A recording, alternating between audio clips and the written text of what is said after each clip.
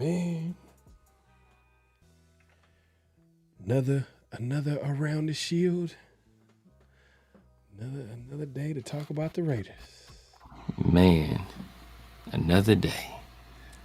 Just like the last day. Just like our offense.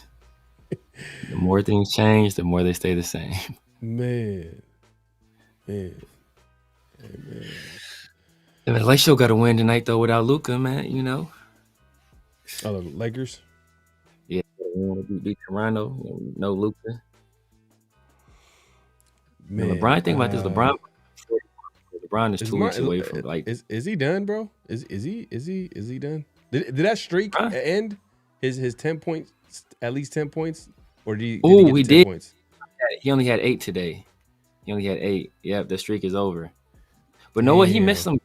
Yes, the streak is over. He only had 8 today, which is crazy. Bro. But that shows you, man, like he was kind of selfless because on the last play of the game, he low key probably could have just drove to the hole, tried to score, got to the free throw line, tried to, you know. No, I think it ended. I wasn't even talking about today because they were talking about it like the other day that it was probably going to end because it was like the fourth quarter and he had like 7 points or like 6 points. I don't know, or 4 points or something like that. I don't know. Maybe it ended before it did. I know today he didn't get 10. Damn, man. Hey, Father Time is undefeated, bro. Father Time is undefeated, but look, man. He's 41 years old. He still played 36 minutes. He only had 8 points. We had 8 points, 6 rebounds, 11 assists, no turnovers in 36 minutes. But he's playing 36 minutes in the NBA at 41, basically. That's wild, man. That's crazy. That's wild. Man. That's crazy, man. Don't forget to clock in. Like, comment, subscribe, hit that notification bell. Here we go.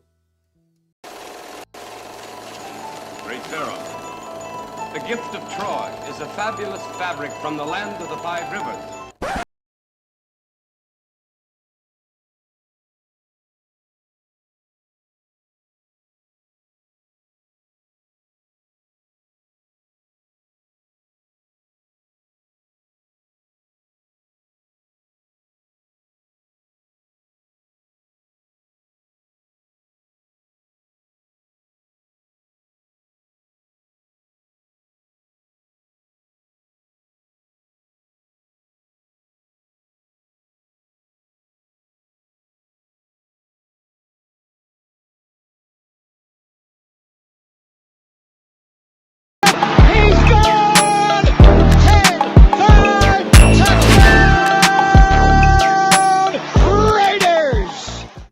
Years ago, when we came to Los Angeles, I really believed that the greatness of the Raiders would be in its future.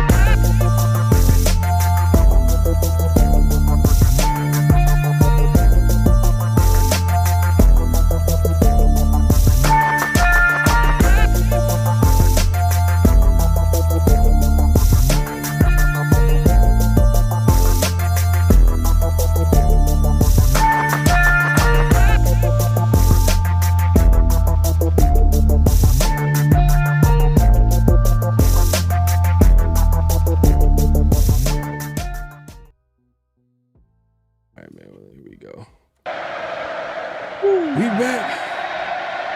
We are back. We are back for another edition of Around the Shield, man. Myself, PharoahNFL, obviously my guy, the Severe Raider in the building, man. We appreciate everybody pulling up. Make sure to clock in. Hit that like button, hit that subscribe button, hit that notification bell. Hey, man, another day, another Raiders show. Hey, look, we're going to be back at it today, man, to talk about the Raiders. We'll get into that. Obviously, I'm sure y'all probably watched that Thursday night football game. The Lions end up taking that, right? Lions 44-30. Man. Yeah, man. When is the more I think about it, when was the last time the Raiders scored 40 points? Was it that 40? Chargers game? Chargers game. The Chargers game. And that wasn't even a normal, like, because they dropped like 50 or 60 on them. They dropped like 50 on them. At least 50. Josh, 60. It was 63. Man, they could have had the record, but that was like, I think they had it was two or three defensive scores, which is like, obviously it's still points, but it's like, that wasn't like just offensive performance is amazing. Like it was, we had some defensive scores in there too. So yeah, man. Man, it's been a while, man. And that's the main point that I'm trying to make is, when are we going to get an offense that can score some points? And for some, the answer might be start with the head coach, getting an offensive-minded coach. We'll get into that. We'll get into like some of the coaching options and who do we envision? Because if you guys haven't figured out, building a coaching staff is all about relationships. You know what I mean? It's about who you know, who you have good relationship with, in order for everybody to be on the same page. And just not to, like, you know, and the reason why I say how you guys should know this is because obviously the drama between Chip Kelly and Pete Carroll, and how Pete Carroll was I don't want to say, you could say sabotage, but obviously when you're trying to get everybody on the same page and you're kind of picking the guys that you want on the coaching staff, and these are guys that literally have no connection to Chip Kelly, guys that he's not comfortable with, which I'm sure that was a point that you've made all season about Chip Kelly kind of like not having any of his guys on the coaching staff. Yeah. You can see how it could be a problem. We all know, we're finding out that Chip Kelly's a Brady guy. So we're going to get into like future candidates and who you can connect the head coach to, obviously offensive coordinator, or, you know, obviously if we get an offensive minded coach, that's even better. So we'll get into that conversation. We'll even get into a conversation about Matthew Stafford. Remember that? Remember that whole story? Remember the whole situation over the offseason? The Raiders were, I guess, were in on the Matthew Stafford sweepstakes until, you know, he went back to the Rams. But according to Adam Schefter, he spoke on it, and he said the Raiders were definitely in on it. And Stafford was so close to going to the Raiders and just any team, or just getting traded in general, all they had to do was give up a second round pick and some change. Damn. First round pick would have got it done for sure, but no one's going to give up a first round pick for, you know, a guy that could probably retire within a year, you know, from now. Yeah. But we'll talk about it. It would have been worth it for the Raiders? I mean, would it have made sense? We'll get into that. Obviously, NFL picks.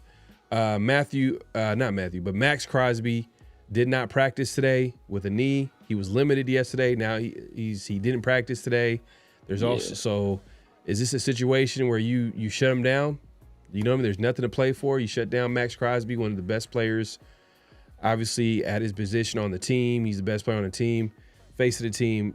Do you shut him down for the rest of the season?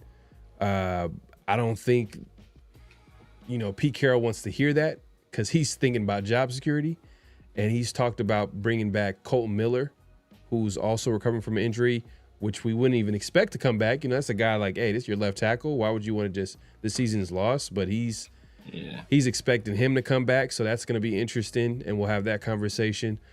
But before we get into everything, make sure, like I said, man, make sure to clock in, hit that like button, hit that subscribe button, hit that notification bell. Salute to everybody pulling up. My guy, 831 in the building, man. Appreciate you coming through. Super Omnicron in the building. Let's go, Luca. Yeah, man. That's the new face of the franchise, man. Yeah. That's the new face pretty of the much. franchise. Hey, Or so are there new rumors? franchise player. I wouldn't say new face of the franchise. He's a new franchise player. Well, is it true? I mean, like, there's rumors I'm hearing like that. You know, they're always going to connect players to the Lakers, but Giannis. do you think Giannis, is that even a possibility? I don't see that happening. It's a possibility. I mean, they always try to connect that. Giannis with Luka would be a cheat code. That would just be unfair. But I don't see that happening. I don't see it happening. But I think he wants out of Milwaukee though. I can see him like I see him going to the Knicks before I see him, or like Miami. I see him going with one of those places before I see him going to the Lakers. But you know, you never know. Yeah, just unrelated, but you know, this is Raider Ray's intro music. Hell no. What's good, Raider Ray? And we got Darth Maul in the building. Blame it on Spytech. He built this team. Man, can you build a team in 1 year? I wouldn't say he built this team, but he decided that this was a team we were going to field. I can't say because obviously this team was an accumulation of bad decisions made by prior, well, some by this head coach, but prior GMs and prior head coaches. So right, I can't say he built this team, but like I said, this is the team he decided would take the field. He could have done more to change it. Yeah, no, definitely. We got he's hiding. That I agree with. That I agree with, man. At some point, man, especially you're in the midst of a disappointing season, your draft class isn't performing well. Like at some point, you gotta talk to the public. Like you don't got the same responsibilities as you had before, in terms of scouting and doing all that stuff. Obviously, as a GM, that's still somewhat part of your job, but you have area scouts and you have a director of pro scouting. You also have a director of college scouting. You have other people doing that kind of stuff. Like when you're in the midst of this season and your draft class is performing as poorly as this one is performing, it's like during a bye week, that would have been a perfect time you to come out and speak to the people and answer some questions. Like at any point in time, to come out and answer some questions. And he's been the only person that hasn't answered any questions at all. Even Mark was asked some questions during his whole during the owners meeting. She obviously was asked some questions and stuff during the Aces championship. Like he's been asked questions. He said some things. You haven't heard a word from Spytech. And obviously, some people are, he got his head down working. All well and good. But you still need to, like, the president of the United States should be the busiest person on the planet. Keyword should be. Even they find time to answer questions, right? Between all his golfing and crypto scamming, Trump is still talking to the media. Like, same thing with Barack. As much as they criticize Barack for playing golf, he played half as much as Trump plays, but as much as they criticize him for playing golf, he still finds time to talk to the media. After George Bush, after all his failings, he still finds time to talk to the media. After the nasty, dirty work that Clinton was doing, not only in the Oval Office, but just all his other business dealings, all the scamming he was doing, he still find time to talk to media. So these are the busiest people on the planet. You telling me the GM of the Raiders can't find time to talk to the media? Like, I don't buy it, bro. You need to answer some questions, and you don't wait till the end of the season or pre-draft or combine time to answer these questions, bro. The time is now to answer these questions. Yeah, I agree. I think he should be talking, but then it also, like, I start thinking about, and I start asking questions like, like, is there like some type of friction or disconnect that's going on between him and Pete Carroll, which he doesn't want to address? But I get it. I think he should be talking to the media at least once this season, like, you know what I mean? But I think there's a chance where I think the Pete Carroll hire, I think it just seems weird. Like the whole setup between Pete Carroll and Spytech and just the whole situation with Chip Kelly being hired by Tom Brady. We're still learning what everybody's role is. Like on paper we're like, oh, okay, Spytek's the GM, but then we got Tom Brady hiring OCs, offensive coordinators. We got Tom Brady probably having an influence on the entire offseason. So is Spytek just a highly paid scout? Is he just a GM in name? We still are figuring these things out. Like we feel like we know it, but then like as time goes on, we're like, wait, hold up. Brady did what? So if anything, the guy that should be talking is probably Brady.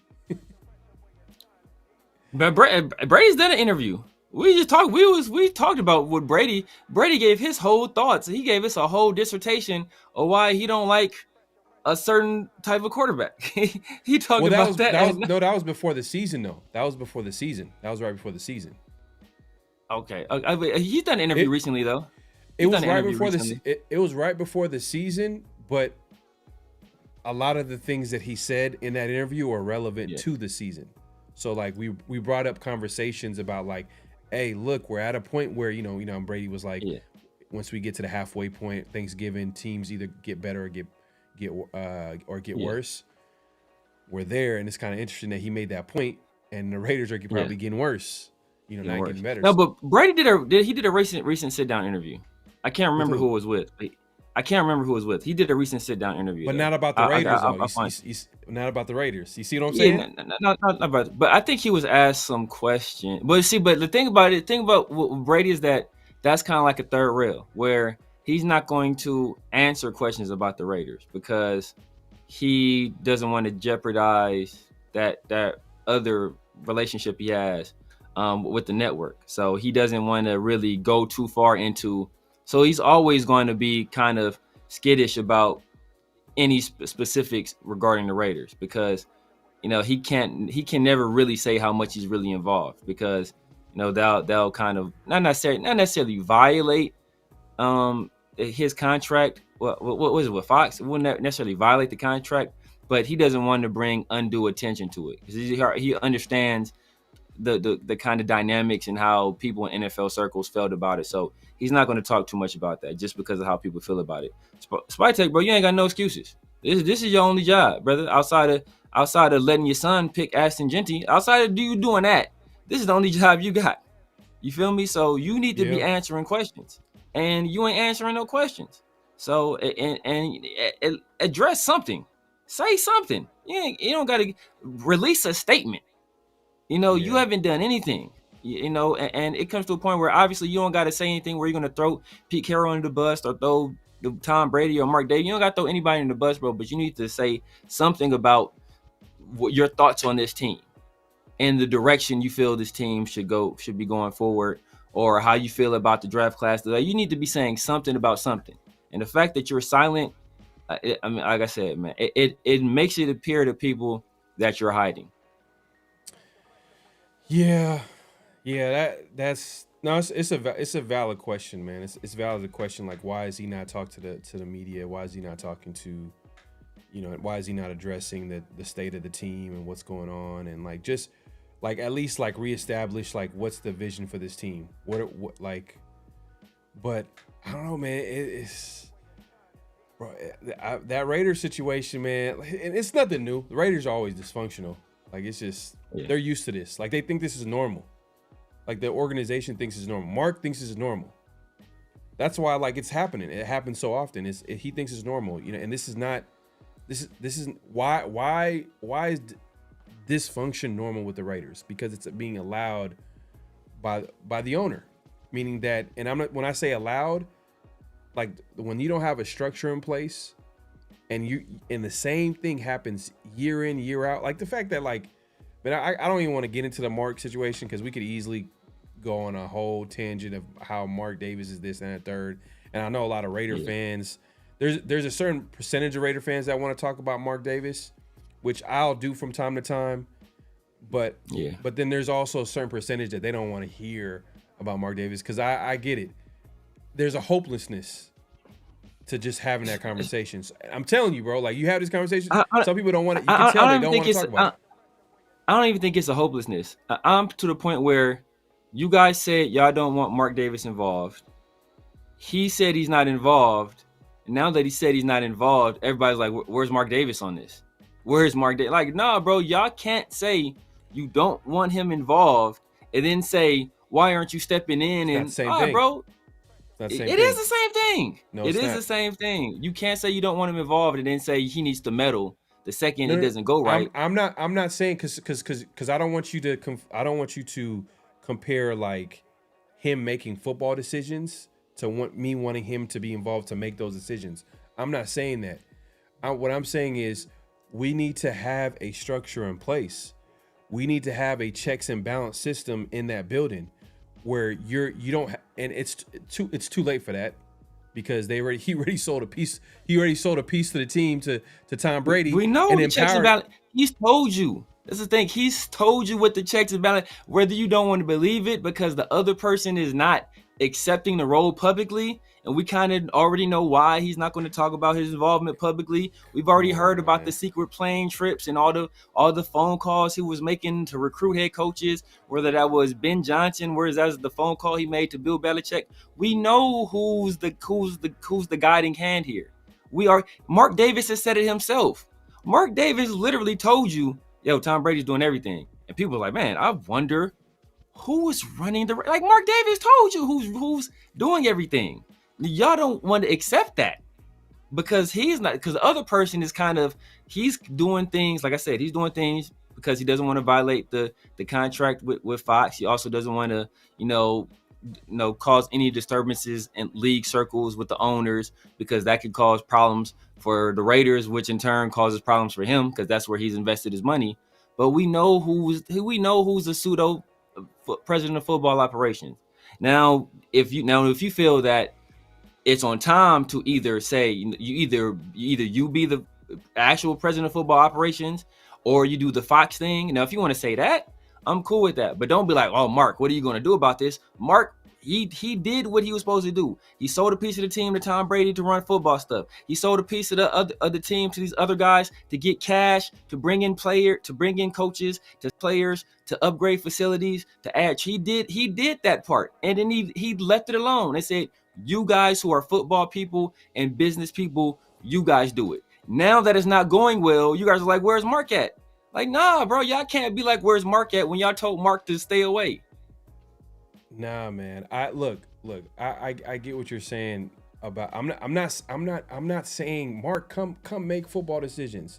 Come be the coach. Come be the GM. I'm not saying that. I'm saying the reason why the Raiders have been dysfunctional for a long time, and some of it predated the Raiders.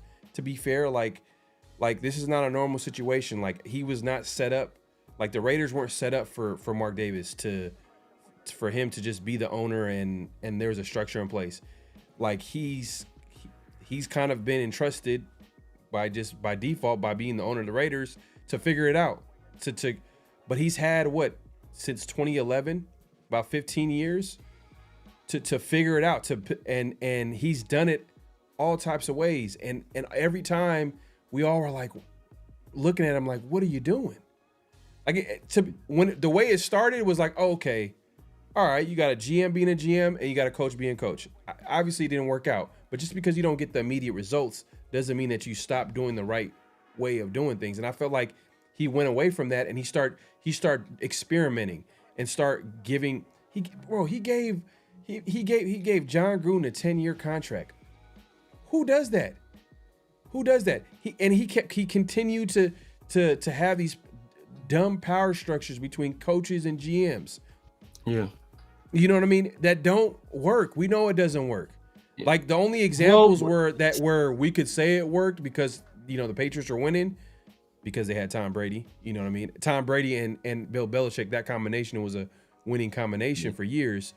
But like Bill Belichick was like with GM for years for the Patriots, and that over time became a problem. You know what I mean? Because then you start looking at those Patriots teams and how much they missed on certain positions and how much they reach in certain positions. That's why it's better to have defined roles where guys are focused on their role, whether it's head coach or GM. And I felt like Mark for a while was just experimenting with that. He valued the coach more than he did the GM. I agree with that. And I think he figured it out. It gave me a little bit of hope where he was like, you know what, I need to get someone in the building because I don't know anything about football. I don't know as much as my father. So I need to get someone that is a football guy in the building to oversee the coach and the GM. Right idea. But the execution is, I'm going to sell a piece of the team to Tom Brady, who's never had any type of experience with building a football team and making football decisions on that level. Like, yeah, you're a great quarterback, but are you like, and it's one thing to do that, which there's been examples of giving a guy that opportunity to become a GM with no experience as an executive. We've seen that before. I guess you could say maybe John Elway, John Lynch. John Lynch, but those guys were hired. So you know what that means? When they're hired, they can get fired. But guess what Mark Davis did? He sold a piece of the team. Yeah. He's not going away. He's not going away. It's almost like he's locked in. He's throwing away the key. He's like, hey, Tom, just figure it out. Learn on the job. Do what you got to do. That's not necessarily the case because Tom, there are other people that own pieces of the team. They don't have a say in football operations. Mark Davis is the majority owner. At any point, he can say, this is my president of football operations, like it or not. And you silent partners, y'all can kick rocks. Like, I don't give a damn what you guys say. You guys own a small part of the team. I own the majority of the team. There's really nothing you guys can do unless you plan on, I think he owns like 40 something, like 48. So unless you somehow are able to acquire all of the other shares and have the majority of the team, short of doing that, there's literally nothing you can do at that point, because at any time I can freeze all of you guys out and run this team however I see fit. And short of you guys going to the NFL and somehow ousting me because you feel I'm doing something detrimental to the team, or I'm not putting forth a good faith effort to make this team profitable or make this team winning, then maybe the NFL will step in at that point. But other than that, he can freeze them out at any time he wanted to. But, part of him bringing in Tom Brady, and we kind of speculated before, is Mark Davis has no kids. I think Tom Brady is obviously going to likely, barring something crazy happening, he's going to probably be the next majority owner of the team. Him and whatever group he has, barring something crazy happening. But, Mark Davis, he's tried a multitude of ways, because in the NFL there is more than one way to skin a cat, right? You look at the Les Snead and Sean McVay situation. McVay doesn't really have a whole bunch of say over the personnel. Les Snead really does all of that, right?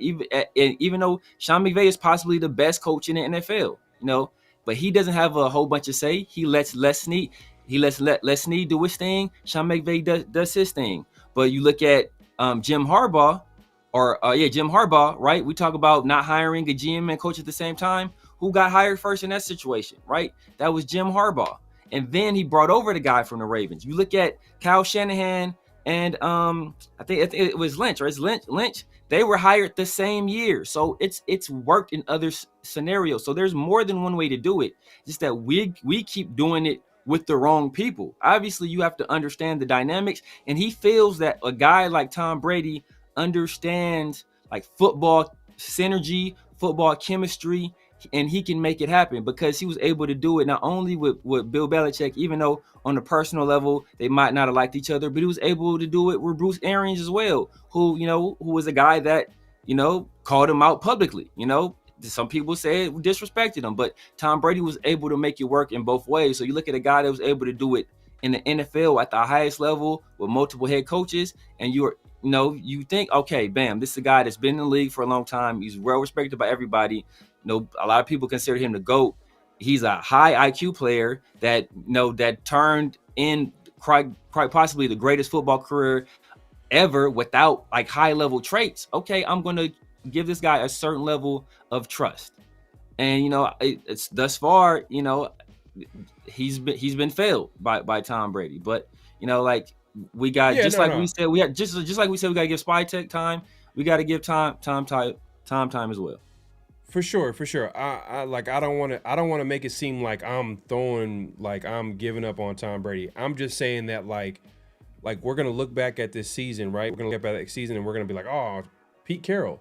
Pete Carroll this, and Chip Kelly this, and Geno Smith this, and then for some people, Spy Tech this, because that's how the conversation started. But then we gotta look at it like, okay, who was the guy that orchestrated this whole thing? Spy Tech was obviously not the one that hired, Pete Carroll. He didn't. Like, one of the biggest things that Raider fans are saying right now, or Raider Nation, I think a lot of Raider fans are saying is like, let Spy Tech pick his own guy. Let him hire his own guy. Let him get his young coach, and let them like grow together, build together, or whatever the case may be. Super Omicron says Brady owns like 2% of the team. Yeah, that's not like, that doesn't. I don't care how much percent he owns it. The fact that he sold him. He sold him a piece of the team is way more than what he would have gave him if he hired him as a president of football operations. And my point is that like, there's a level of like, you have to question. There's a level of like accountability. Is it gonna be there with Tom Brady? Because Tom is he's locked in with the Raiders, bro. He's gonna be a part of the team. Like, he's locked in with the team. He's never like, even if like, let's say, it's going to take, I don't know, it's going to take years before, let's say if worst case scenario, let's say it's not working out with Brady. I think the way Mark looks at the Brady situation, he looks at it kind of like John Gruden, where he gave him a 10-year contract, but instead he gave him a lifetime deal in some ways, because he gave him ownership. Yeah. He gave ownership of the team. Like, there's no there. Like that, it's different though. It's different because the difference is Mark netted probably like in excess of $200 million in selling part of the team, right? Like, in those transactions, he probably made close to $750 million just in those transactions he had with Brady, and then Meltman, and with Egon, right? He probably made close to $1 billion in those transactions. So even though he's giving up a piece of his profits, which is basically like amortization, right? It's okay, I'm gonna give up a piece of my profits, but it's going to impact me so little because I'm giving up so little of what I actually own that it's not even going to compare to this huge cash influx that I'm getting right now. So, and that's like, anybody that's in business, they understand amortization.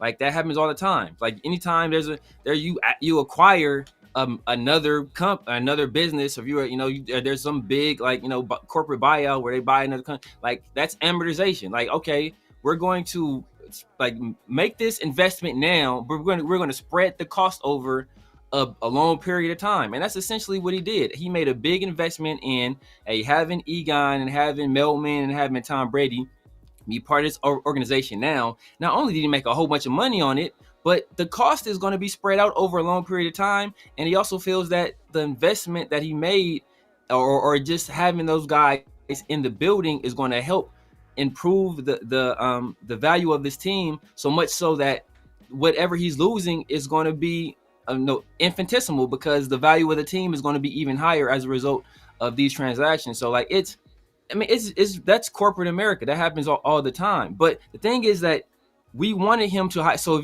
you're saying but essentially you're saying he's hired the wrong person, or he brought in the wrong person to do it, is what you're thinking. Okay, so my thing is that when I say structure, I don't want a system or structure where there is no accountability, where there is a little bit of like, and the reason why there's no accountability is because can Brady be fired? You know what I mean? How does that situation even come about? And I'm not saying that we're there yet. Like, it's still early. Yeah. Raiders could have a great offseason next year, and then the following season they could build a winner. And like, this is Brady's first offseason of running any type of franchise. So I'm not giving up on the whole situation with Brady, but I'm just letting you guys know like my doubts and questions about the whole situation, and that like, okay, was this my idea of how the Raiders were going to structure the team? I thought they were going to actually hire a president of football operations. I actually thought there was actually going to be a position where there was going to be, like, I thought that was going to be the case for the Raiders. That's obviously not. And the Raiders, again, like, not John, but Mark Davis, he's trying something new, and he's kind of taking a risk in this whole situation. And this is where I'm like, okay, he wants the Raiders to win, but he's just going about it in a very strange way. And the reason why I'm questioning it and I'm being overly critical is because I don't like the idea of Tom Brady hiring the OC. I don't like it. I don't like it at all. Yeah. I don't like it at all. I don't like, not just because it was Chip Kelly. I just don't like, why are you overstepping to that point? Like, I would think that you would oversee the bigger picture, not micromanage the football team. That's part of the reason why this season has been dysfunctional, is because he hired an offensive coordinator that had no relations to or connections to Pete Carroll. And obviously it didn't work out because Pete Carroll's like, I'm going to do my own thing. He said whatever it took to get the job. He got the job with the Raiders, but obviously he hired all his guys on the coaching staff. And then, the highest paid OC, yeah, but at the end of the day, like, we all know how, like, it all failed in the end. Like, he couldn't put it together. He was running Pete Carroll's offense. He wasn't running his own offense. We all know all the stuff that's coming out this season. But a lot of that points to dysfunction that was already created. It was created by a Tom Brady. And if Tom Brady is going to continue to make these decisions or make these moves where he's just kind of micromanaging instead of overseeing the football, because that's essentially what Mark Davis wants, right? That's what he wants. I don't think he wants someone to micromanage the team. I think he wants someone to actually oversee or to properly evaluate the GM and coach, because he obviously can't do that. He's firing guys almost every year. Like, he doesn't know. Yes. He's trying to figure out what works, but he doesn't know how to make it work. So he feels like he needs a football guy to identify that, and he feels like, oh, Tom Brady, greatest quarterback of all time. This guy is successful at everything that he does. But I'm like, man, don't put it in those terms though. Don't put it in those terms, and don't put it in just those terms, because that's leaving out important context. Because you're saying, you feel he doesn't know about the football side of things, so that's why he wants to hire somebody, as if this is like exclusively a Mark Davis thought and nobody else thought that, huh? This is like this, him hiring, what's going on, brother? Him hiring or bringing on a football person, this is what fans have been asking for forever. You see, the thing with, and this is not just Raider fans, this is not just Raider fans, people in general, they will just find a reason to complain. We forever said Mark Davis needs to bring in a football guy, let them handle the football side of things, right? Because Tom Brady, he owns, there are five owners of the Raiders. There's Mark, and Mark owns 51%. Carol, his mom, obviously, she doesn't own anything anymore, but she owned another large share. There was Tom Brady, Tom Wagner, Egon, Durbin, and Michael Meltman. Those are the people that own the team. Like, you don't hear, Egon is not in here hiring coaches or firing people. Like, Michael Meltman's not in here fight. So at any point in time, if Mark Davis wants to say, you know what, this football relationship, that's over.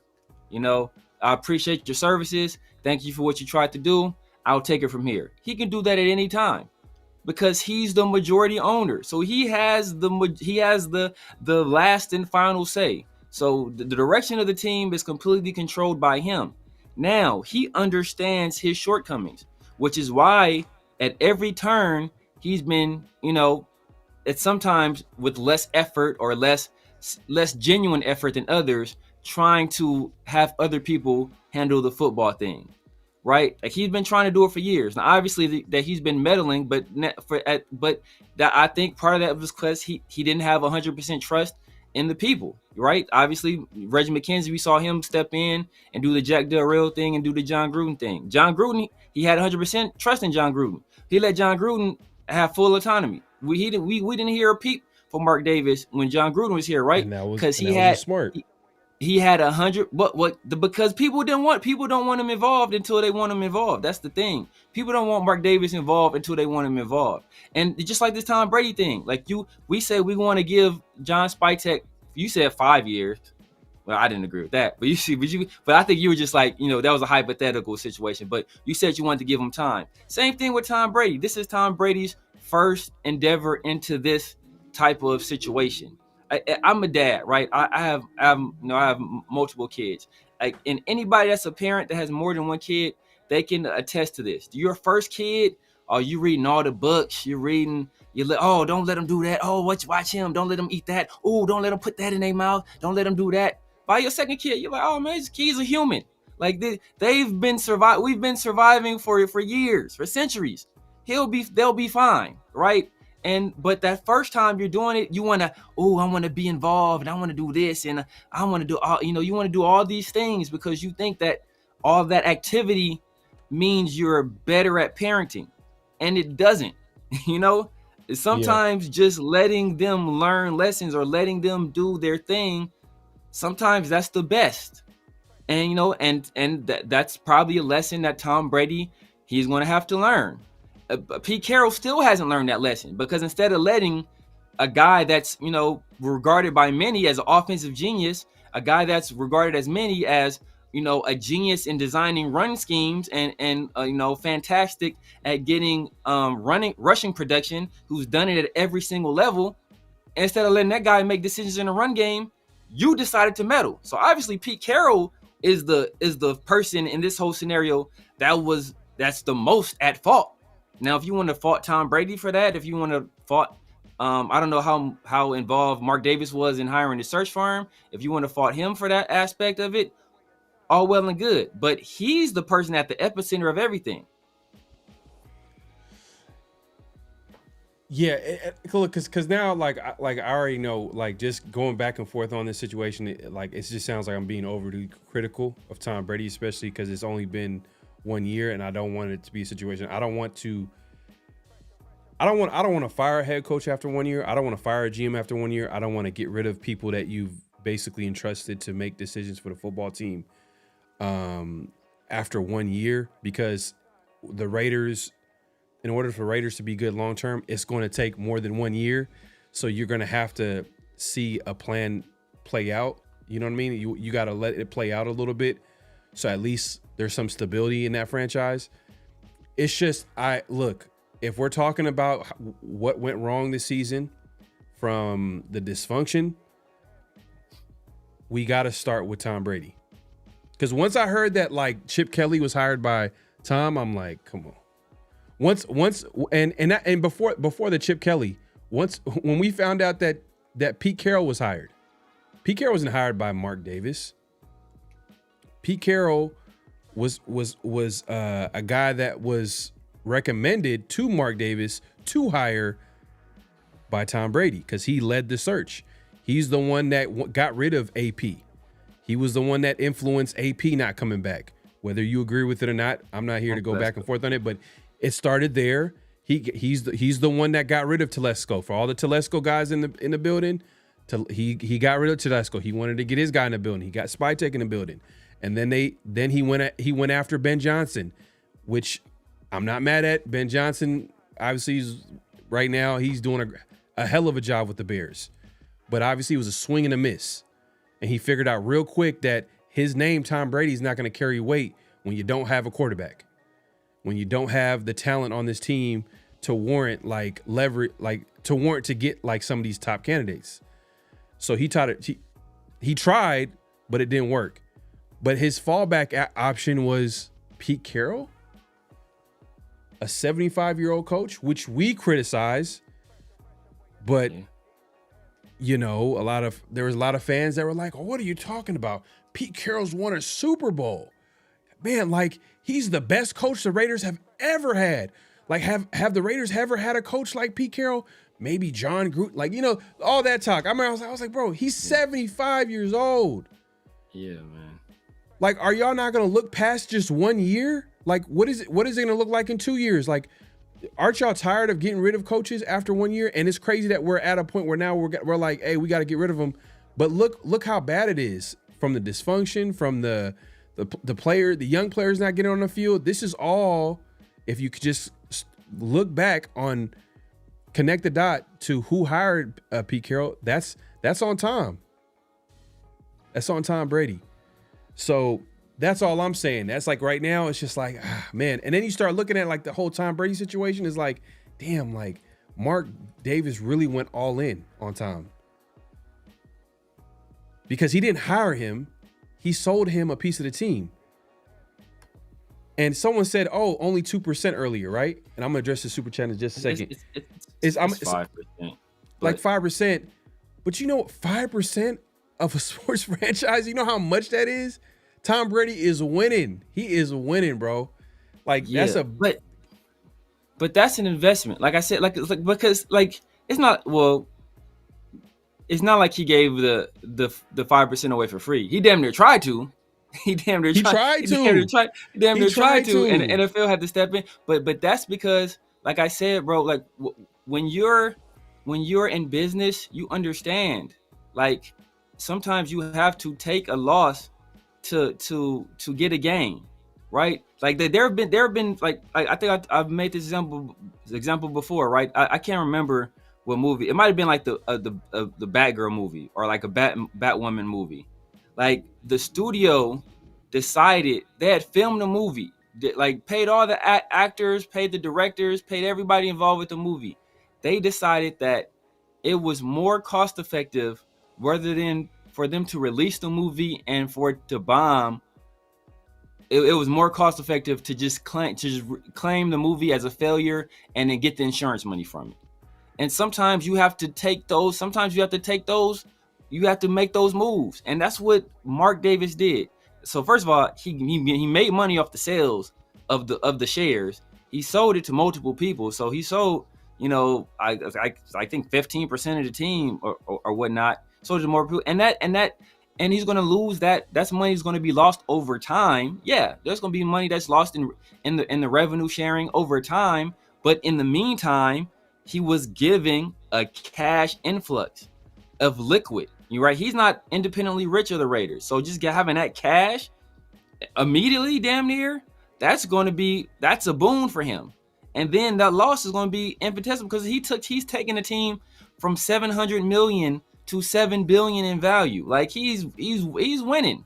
Like, so like that like he probably sold though that 15% for what the Raiders when he took over the team. So like he ain't tripping off of that. He's not tripping. And like I said, at any point in time, he can quiet Tom Brady's voice and say, you no longer have a voice. But this has gone on before Mark Davis. Like I was just talking about this with my boy, and this is what I was talking to you about before the show. The Raiders haven't won the Super Bowl since Super Bowl 18. Super Bowl 18 was played January of 1983. Thriller came out November of 1982. Thriller was a new album the last time the Raiders won a Super Bowl, bro. People was like, have you heard this new Michael Jackson? This is incredible. Like, that's how long it's been. So like it's going to take time and we've waited. And there's people that it's going to take time for this thing to happen. Obviously, Mark has owned this team for a long time. He's made some bad decisions, and you can blame him. Hey, if you want to blame the Pete Carroll hire on him indirectly, because low key it's his fault, because he created the conditions that led to the only person that was really willing to take the job being a 74-year-old man. Mark Davis created those. He helped create those conditions, right? Right. Al Davis played a major factor in it as well, just with the stigma of how he treated coaches, and he helped create that stigma. But Mark Davis continued it on. I said it at the time we fired Josh McDaniels, and then he doubled down on it by firing Antonio Pierce. So he helped create the conditions that led to Pete Carroll. Even though he didn't directly hire him, But, I don't think Pete Carroll wasn't their first, second, or third option. I think he was, at one point, possibly the only option. I would have hired a young quarterbacks coach before I hired Pete Carroll. But, that's just me. They felt stability and having adults in the room and having experience. They felt that trumped all. But what they didn't count on was Pete Carroll being a 74-year-old teenage girl. Like, that's what they didn't imagine happening, and that's exactly what's happened. Yeah, man. We could go on and on about this whole conversation, man. Let us know in the chat, man. Who do you blame for the season, man, or just for the Raiders' dysfunction? Mark Davis, Tom Brady, Pete Carroll. Those are the names that obviously are going to be popular names that come up. And I'm gonna put a poll in the chat, and just let me know. Just go ahead and vote on the poll. We'll check back on the results in a little bit. If you haven't already, make sure to clock in, hit that like button, hit that subscribe button, hit that notification bell. Let me address the super chat, man. I appreciate the super chat. My guy King in the building, man. Appreciate it. He says, I seen a pod that laid out the case that regardless of how much cap we have the past 3 to 4 years, we've been in the bottom third in cash spendings. He thinks it's because we're paying so many coaches. Ooh, man, I ain't gonna lie, man. That might be a good point. Might be a good point. I think since the Raiders got to Vegas, I feel like the money excuse has kind of gone out the window a little bit, just because there's been an influx of just cash coming in from the Raiders' value going up, and obviously the team just since he's been in Vegas, we haven't heard money being an issue for Mark Davis.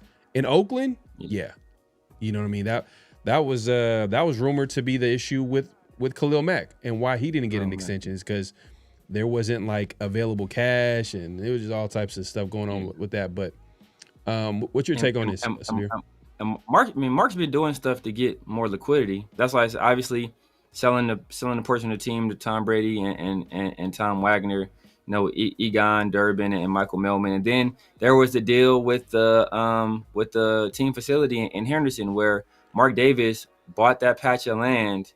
He sold it at a profit, and then he signed a long-term lease to just lease it.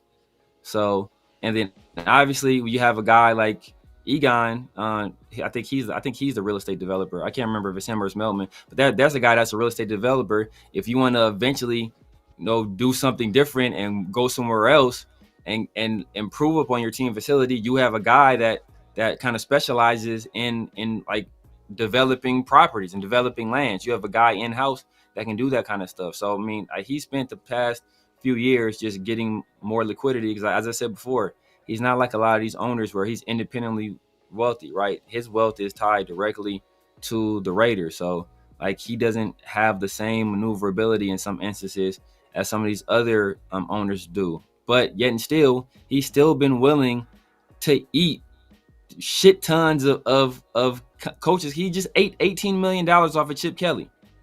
$18 million off of an offensive coordinator. So, that coaches contracts are guaranteed. So he just ate $18 million. So I'm saying he's not a guy that's been unwilling to spend money on the team or to invest in the team. So that's one of the things that people always want him to. You can mess around and get an owner that doesn't care about the success at all. It just views this team as another asset, and all he cares about is turning a profit, and he will operate in that manner. And that's how that was anybody that's a Dodgers fan. Remember those? I think Fox had owned the team at one point. That's how bad it was. And then same thing with the McCourts. When McCourt owned the team, it was like that. And it wasn't until we got some other ownership with some people that were actually rich and crazy money and willing to invest in it. It wasn't like that. It wasn't then until the team really turned around. Old School says, y'all notice how quiet Richard Seymour has been? I'm honest with you, bro. I see what he's getting at.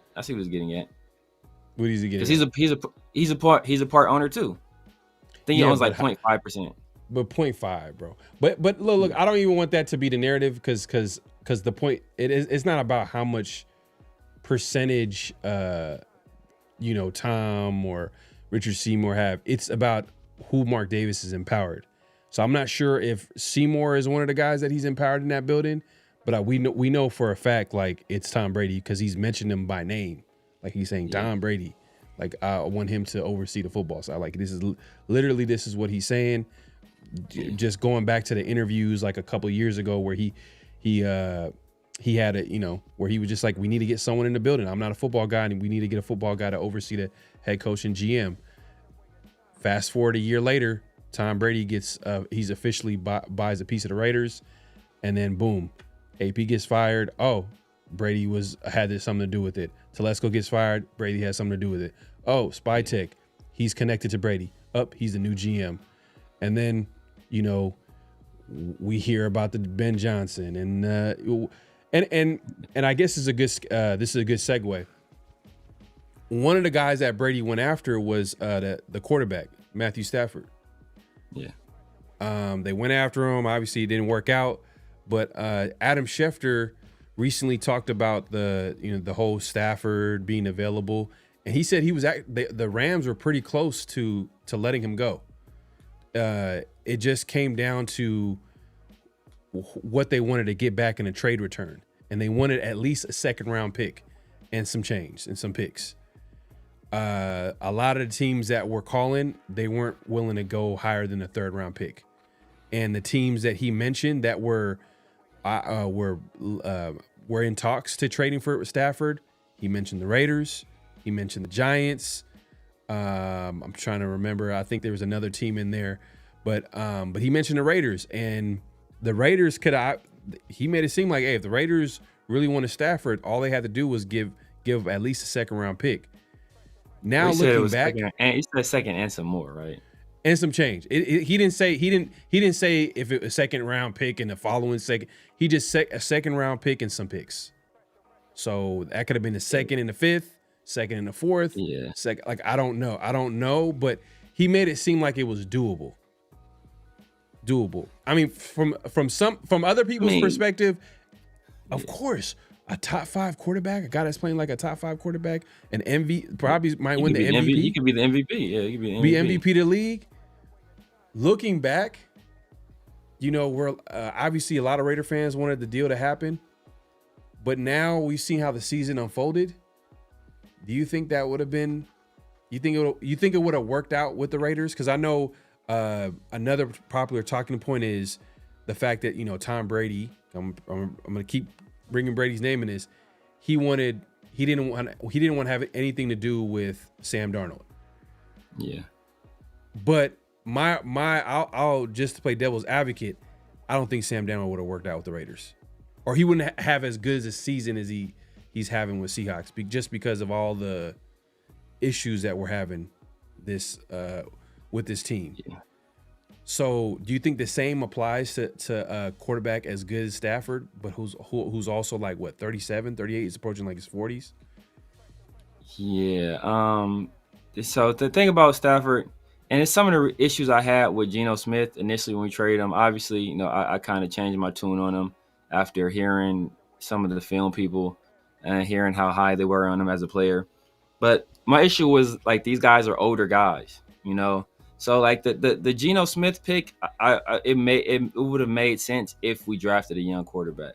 That's a Russell Wilson, Jackson Dart situation where it's like, okay, eventually this young guy's gonna take over. This is a Kurt Warner, Eli Manning situation. Okay, you know what? You get this guy in here, and he's eventually gonna, he's gonna kind of pass the torch to the younger guy. Because like the reason I didn't want Matthew Stafford then, I still don't want Matthew Stafford now, is that it just doesn't match our timeline, right? It's the reason I didn't want Pete Carroll.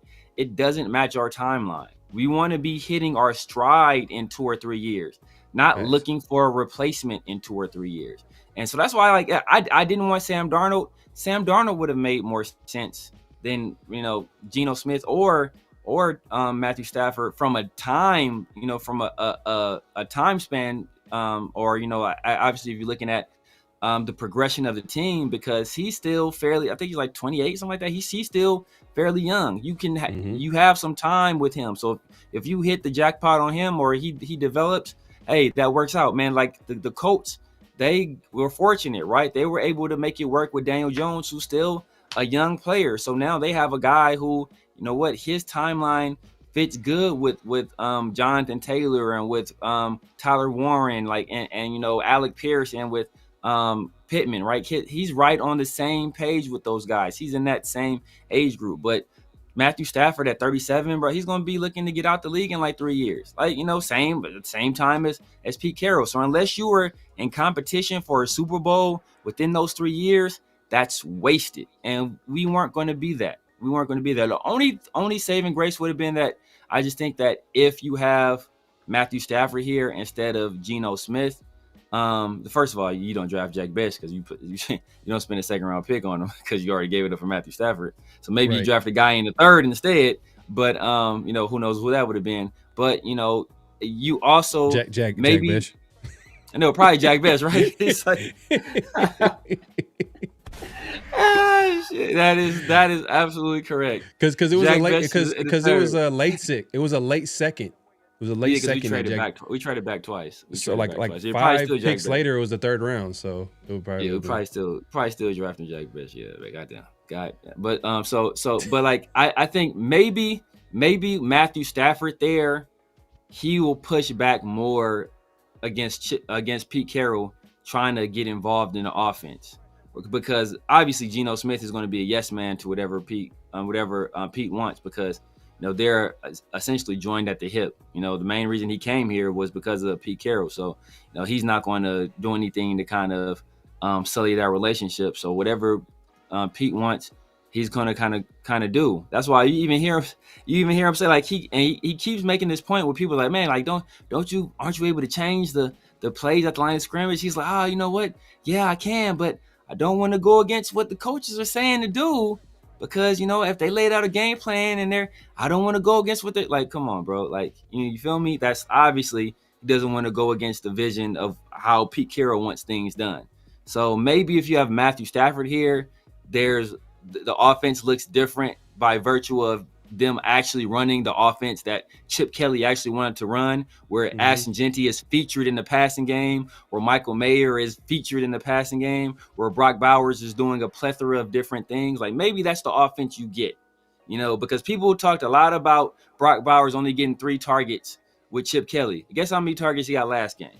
He got 4. And people forget about it because 2 of them were touchdowns, but he still only got 4 targets. You didn't hear people about it, right? So we know whose offense this is at the end of the day. So maybe Stafford changes that, but we're still not going anywhere. This team is we don't have the talent to really do anything.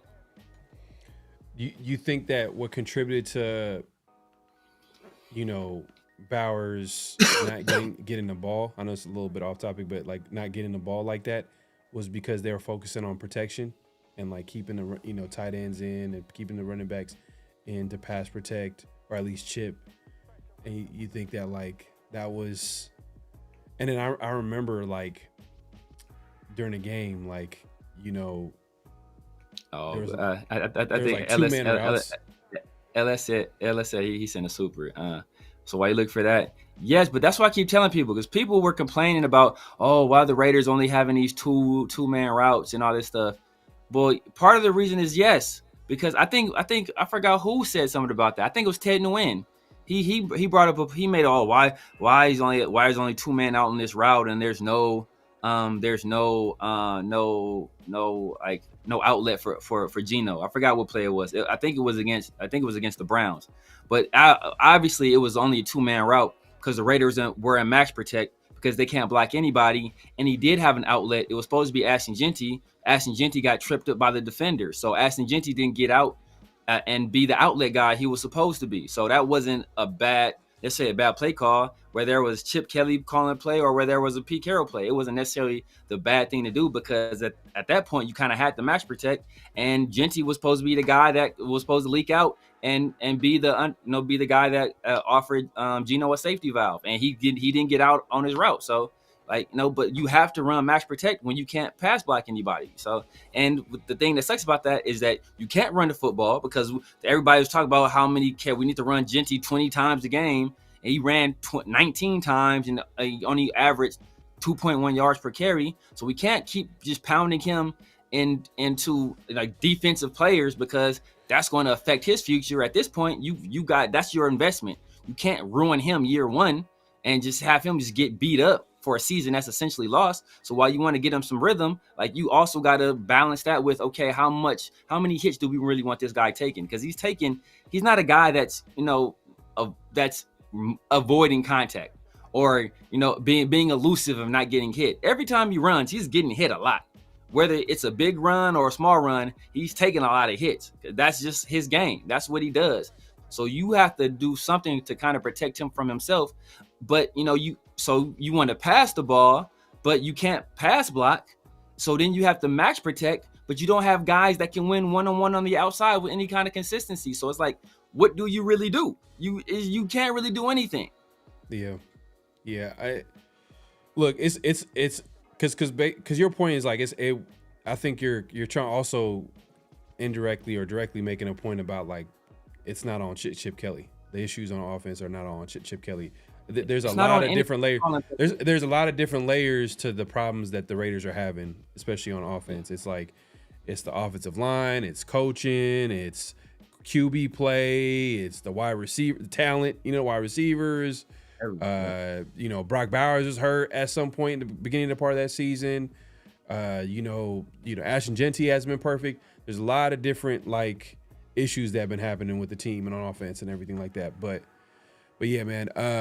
Let me address the super chat real quick, man. Man, my guy, LS, my bad, man. I didn't see this. He says the Raiders don't have the luxury of letting someone like Tom Brady learn on the job, which is what makes it a bad hire. Bad hire. He should have kept Telesco, who was experienced, that Tom could at least learn from. That's a good point. You know what? Damn, this is gonna sound crazy, but I'm not even I wasn't even the biggest fan of hiring Tom Telesco, to be honest with you. He had a good first draft. The fact that you can get 3 starters from a draft, that's a hell of a draft. But I just wasn't a fan of the Tom Telesco from a just long-term perspective. Long-term perspective of, like, how it was going to look like with Tom Telesco. Obviously, his first draft was like, it was a home run. But, like, how he addressed the quarterback position was like, disgusting. He should get locked up just for that alone. But, that's just me. But then, Spytek comes back, and Spytek and Brady, and they at least trade for Geno, who on paper should have been probably the best quarterback the Raiders had since Derek Carr. On paper, just based off how he played with Seattle the last few years. But the fact that it's not working out is just the Raiders' luck. But we'll the Telesco. This is the Telesco thing. It's like, I know a lot of people are like, oh man, why we get rid of Telesco and this, that, and third. But I don't know, man. I wasn't like, I didn't like it because they're just getting rid of a GM after 1 year. They're getting rid of a head coach after 1 year. That on the strength of just that, I don't like that. But whoever they hire, they should be locked into them for at least 2 to 3 years. 2 to 3 years. A GM, I think, will be a little bit longer. I mean, some people say 3 years. I'm probably leaning towards more 4 years. Obviously, as each year goes by, there's going to be extreme exceptions to the rule. Like, if a coach gets fired after 1 year, even though we're talking about a coach should never get fired after 1 year, there's going to be extreme exceptions to the rule. Pete Carroll, I think, is qualifying for that right now. Like, just because based off his age and just how the season's gone, how he's handled the team and the games that he's kind of playing, we can see right through it. You know what I mean? Him trying to point the finger at everybody else, but himself and his family, pretty much. But same thing with a GM. I think it applies to them too as well. Like, there's going to be extreme. I don't think there should be any reason why you should fire a GM after 1 year. Like, unless something like, I'll say for them, it would be something like, man, something off the field, like something crazy. Like, what's the GM for the Commanders a few years ago before Adam Peters? They literally fired him not because he was a bad GM or a talent evaluator. It's because he was an alcoholic. I think it was something to that effect. It was a weird situation. Or was it the Jaguars GM? It was Scott McCullough. Was it Scott McCullough? Oh, Scott McCullough? Yeah, Scott. Yeah. I think it was yeah, I think it was Jaguars GM. Yeah, it was. Was it 1 year though? I think he lasted long. Was it 1 year? Maybe it was 1 year. It was 1 year. He lasted longer, but the reason why was off the field. Yeah, I think it was some off the field stuff that really contributed to him getting let go. But like that shouldn't be. I don't have to say that. Like but sometimes you gotta spell it out. Like, oh, what? Are you gonna give a GM like this many years? Like, yeah, I'm gonna give a GM this year. But like, if he does something crazy, his first year, okay. Second year, it's probably a little bit less. But but on average, a GM should get at least like 3 to 4 years. You know what I mean? I know a lot of people are like, oh, 5 years is too long. But like, man, like if you look, I'm telling you, bro, just look at these GMs and you look at the first 5 years and how they were able to stack talent. Just get 1 starter here, 2 starter here.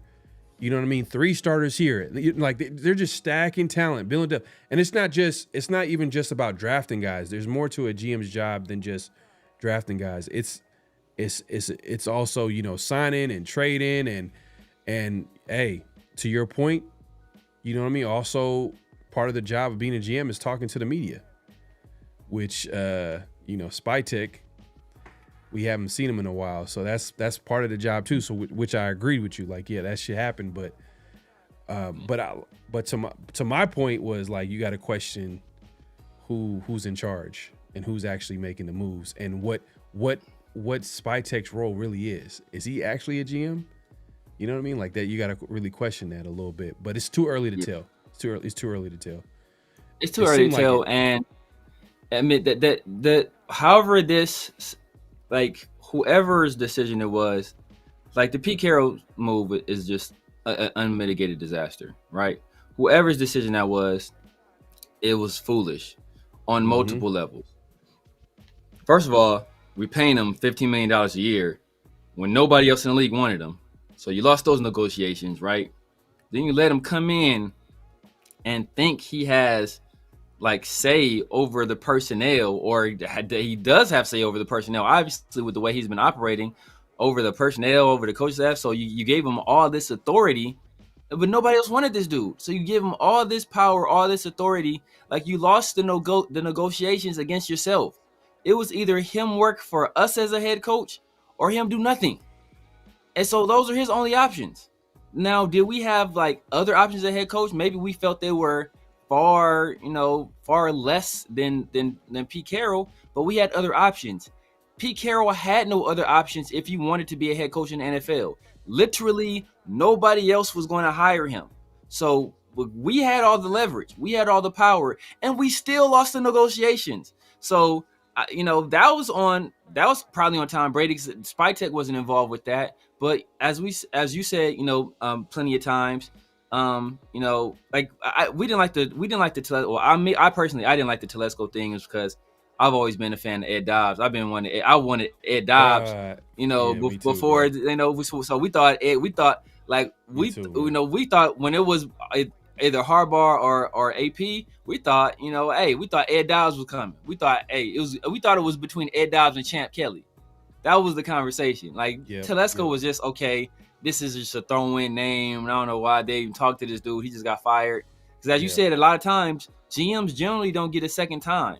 So a lot of the GMs in the league that are having success, they're first-time GMs. Adam Peters in Washington, first-time guy. Ron Wolf's son, I forget his name. Go ahead.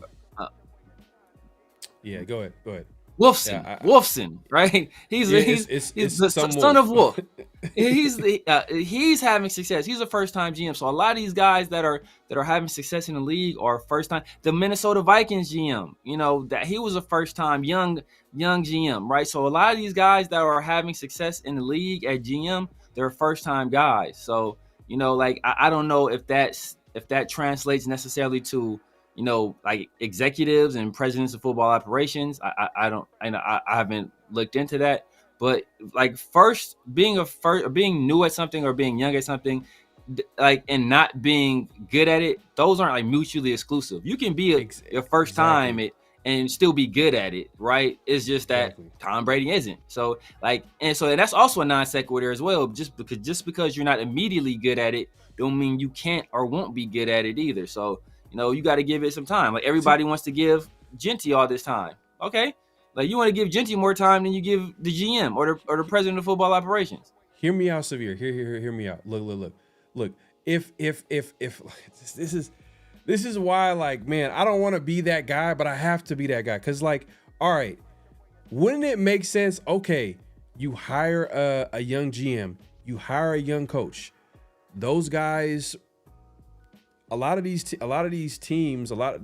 majority of teams are teams that have first-time coaches, first-time GMs, and they develop into their role. None other than like great example of that is probably San Francisco. Kyle Shanahan, John Lynch. You know what I mean? You could talk about different teams around the league. But my point is that like it would have been smart.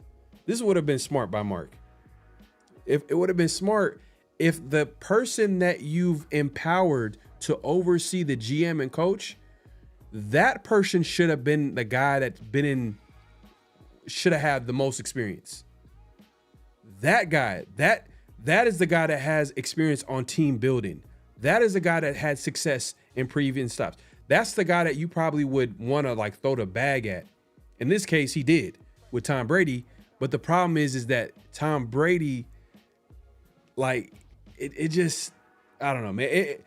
Look, if he would have hired Ozzie Newsome and threw the bag at it, like that would have been a smart move. Or even Harry Roseman. Should have offered Harry Roseman. Should have put a blank check in front of Harry Roseman. Because it wouldn't have been because I don't know what Harry Roseman's role is as GM. But yeah, I'm sure if you go to one of these top GMs and you give them basically a raise, you know what I mean? It wouldn't be a lateral move if you give a GM a president of football operations. You kind of give them even a bigger role than just being a GM, like a Les Snead or even even the GM in Tampa Bay. Jason Light, yeah, you can put him up there as one of the best GMs in the league. He's done some good things as far as building a football team. But my point is that would have been more smart. That would have been like, okay, you got a guy that's had success building a football team, putting together talent, but also, you know what I mean, like you have him in the background kind of overseeing the GM and coach, a young GM and coach. That would have been smart. But instead he has a Tom Brady in there where it's like, I get it. I get what he's trying to do with Tom Brady, but it's just, man, I'm hoping for the best. But once I heard the Chip Kelly situation, I was like, damn, bro, are we getting a modern day Al Davis, late Al Davis? Are we getting a modern day late Al Davis where he's just micromanaging, got his hands in the coaching staff and no, I don't want. And we've said this in the past too. We had the conversation. We don't want Tom Brady like picking the players and signing. Like we don't want him to do. We just want him in the background and to be a voice in that room when they're making big decisions for that franchise. But it seems like he's doing more than that. He's kind of micromanaging that whole situation. But let me address the super chats real quick. Whoa. Well, before you get into that, damn, I forgot what I was gonna say. Go ahead. Oh no, I will say. I'll say part of the reason. Well, part of the dynamic, and I'll let you get the super chat to that. Part of the dynamic, I think, is that I think Tom Brady and I think Mark Davis. I think they saw what happened. It was in San Diego, and I'm still saying San Diego. They saw what happened in San Diego with the Chargers, where it was Jim Harbaugh, and I think the GM's name is it Luis Castillo. I think the current GM. Yeah, I think the guy that came from the Ravens. No, it's not Louis. It's not Louis. It's somebody else. But I'll look it up real quick. But it's not Luis Castillo. That's like it's like I think it starts with an O. It's like okay, but he's a guy that came from the Ravens. But I think they saw that dynamic with an experienced head coach that had success in the NFL and a young GM, and they saw that dynamic work, and it worked essentially immediately. Obviously the difference there is, Justin Herbert. Oh no, it's not O's. Joe Ortiz. Joey Ortiz or Joe Ortiz. Okay, but Joel Ortiz. What?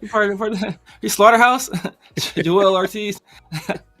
Slaughterhouse. No, but okay, but yeah. So Luis Castillo. Luis Castillo. He played for the Chargers though. He played for the Chargers, but maybe that's what it was. But they saw that dynamic work with an experienced coach and a young GM, and maybe they tried to replicate it. Obviously, it was that relationship was not the same. Yeah, and that's what I want. I want to stay away from that. I don't want, because it's rare that it works. Like a good example of it working was Pete Carroll and John Snyder. For the majority of Pete Carroll's coaching career with the Seattle Seahawks, he had final say. Yeah. Now, according to like the beat writer, I remember beat writer, he wrote a whole book about the Seattle Seahawks and the Legion of Boom and the success they had, and Pete Carroll. So he's well versed on the whole dynamic between John Snyder and Pete Carroll. He was saying that Pete even though he had final say on roster, he rarely had to like utilize that like power. He let John Snyder kind of like bring in the players, and like they kind of like they worked well with each other. They worked well together. You know what I mean? So according to him, this is the guy he's well versed. Wrote a whole book about the Seattle Seahawks. So I'm sure he had like, he knows what he's talking about. But it's kind of like, it's rare. It's rare that it works, man. Like it, for the most part, like especially the Raiders, man.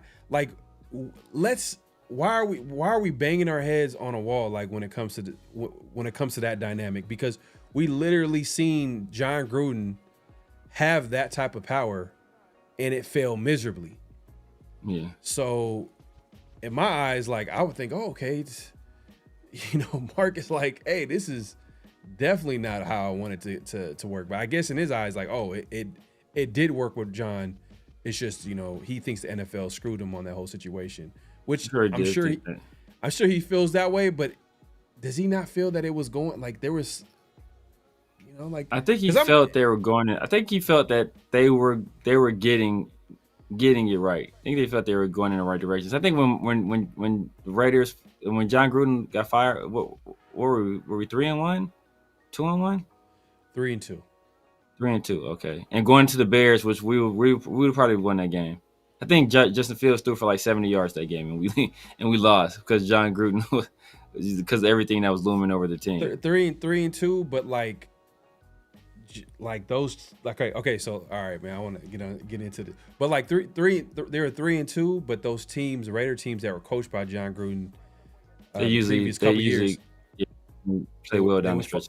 They would fall off. Bisaccia, he made the smart adjustment by listening to the team and giving the veterans or the team some rest days down the stretch, and it worked. On top of like the chemistry and how close they were and all that good stuff, that also helped because they were able to finish strong. They was able to but the previous seasons, or at least, I mean, you could probably look at like John Gruden's damn near whole coaching career. Like it's been an issue with John Gruden coach teams. They will lose in November or in December. Like they'll lose these games. They'll like, think about it this. I mean, the last time John Gruden coached a football team before the Raiders, didn't he lose like his last 4 or 5 games to miss the playoffs with the Bucks? And including the last game against the Raiders when Michael Bush had like over like 150, 60 yards, you know what I mean? So this is something that's kind of like followed John Gruden his whole coaching career. Is like his teams kind of like, they tend to like, struggle down the stretch. But well, I forgot what the point that I was trying to make about John Gruden. Like we were talking. Is that he had final say on personnel. So it wasn't necessarily going in the right direction, but some people feel it was. Mark Davis might have felt it was, but maybe it really wasn't. Come on, bro. The missed draft picks. The draft picks was terrible. The missed draft picks, like it was bad. Like, and man, it was so bad that it's kind of set the team back, because every time a coach came to the team, like we were expecting the coach to hit the ground running, but he didn't have a lot to work with. It was like there was not a lot of depth on the team. You could argue like, all right, Derek Carr, you know, like I know John McDaniels and that whole situation, they kind of like re-sign a few guys, but like if you looked at the team from the totality of like comparing them to all the other teams in the NFL, like the Raiders really didn't have like a super talented team to begin with. But let me address the super chats real quick, man. Appreciate the support. He says, there's no point on Kolton coming. There's no point in Kolton coming back for this season. Shut him down. I believe they should shut down Crosby as well. Nah, facts, 100%, man. They're not gonna do it. Crosby's not gonna let them do it. Kolton's been gone for a while. It's no point in him coming back. They did last year. But I think that he low-key had to, though. I don't think that was like, I don't think it was like the surgery? Raiders. Yeah, I don't think it was a Raiders deal. I think that was like he had to. Like, I think if Crosby can play, he's the type of person that's going to play. And if you tell him not to play, I think that's kind of how you fray your relationship with him. So, you know, if you don't plan on trading him, then you basically can't do it. But it's like, bro, and that's another thing too with Crosby. Like, I wish that he would understand, or at least someone that he would respect someone enough in that building to listen to him not playing. Like, he plays every snap. Like, yeah, like every snap. That's gonna take a toll. You know what I mean? Yeah. That's why I'm like, I don't know. That's a whole different conversation, but. Yeah, it's just gonna take a toll, bro. Like he plays every snap, 100 miles per hour. On top of him, everybody like double teaming him, and like a lot of attention is on him on defense. That's what's so impressive about it. But like, imagine if he actually he played like a more a measured amount of snaps, or there's a little rotation going on. But the Raiders are just not talented enough to do that. But yeah, I mean, that would be nice if your 7th overall pick, if he was what was his name? Was it Tyree Wilson? Yeah. But look, you ain't heard no Tyree talk all year, right? Before the season, Tyree about to have a breakout severe. You talking all that Tyree stuff? You about to? That's all I heard. Tyree about to. See, they didn't give up on Tyree. I didn't beat them in a submission on Tyree. They still holding out hope for our other top pick. Like I said, next year is the year. That's gonna say a lot. It's gonna say a lot on all of these draft picks. I give all of them going on because the coaching staff, because of the offensive line, like is the turmoil. I give this rookie class, and with the fact that Pete Carroll just refuses to play most of them, so you kind of got to give these guys a mulligan. Besh, Genty, Thornton to some extent. Thornton's just bad though, man. You almost can't give it to Thornton because he's created a lot of his own problems. But you give these guys a mulligan just because of the coaching stuff that's been happening. But next year is all y'all better. I need to see some significant progress out of all of you guys. And if not, bro, it's kind of the bus label is gonna start being touted out. Like it's gonna be time to. It ain't gonna be quite out there yet, but it's gonna be peeking over the fence like Wilson from what was the name of that show? From for Tyree. No, I'm talking about for all our draft class. If you don't see significant improvements next year, bus label is gonna be peeking over the fence like Wilson from Home Improvement, like the neighbor. It ain't gonna be quite all the way over, but you're gonna be looking over the fence. Looking over the fence at you, bro. That's funny. So that's funny. My guy LS Smith with the super chat, man. Appreciate you supporting the show. He says another poor draft from Spy, and I move off him too. Man, bro, it's crazy because when did they say that you can actually judge a draft class? 3 years. Takes 3 years. 3 years. But So all right. So if it takes 3 years, right, to really like, all right, judge a draft class, then that's how much we should give a GM. Like, if unless you get what I'm trying to say, like that's at least that, and then on top of that, all right, we got Genti who's a starter, okay, Besh incomplete because he's not on a football field. I can't say, but then I see him playing better than Thornton. I feel like Thornton. I think Besh would have give us more than Thornton is giving us right now. But that's a whole yeah. But Darian Porter seems like he could be a starter. But see, we're also using Besh different than we're using Thornton too, though. Like I think we were running some of the drag routes and stuff with Thornton. I think Thornton can do that stuff where it's just catch and run and short passes, and he just run. Like that's what a lot of the stuff we see Besh doing. It's like stuff like that. It's a 5-yard catch. He's already running. You know, he's able to get some leverage. He's able to get some big yardage. Like he might have had like 1 or 2 catches outside of those types. You know, but for the most part, it's that kind of stuff. It's like give him more snaps, though. I want to see. Yeah. Like it's like well, I'll say I got to look at how many snaps. I think he got more snaps last game, but literally he was averaging, I think before that, like the last 3-4 games, like 9 snaps a game. And I'm like, damn, like you give 9 snaps a game to your 2nd round pick, who was a guy that like is supposed to be ready to play, ready to go, like and contribute.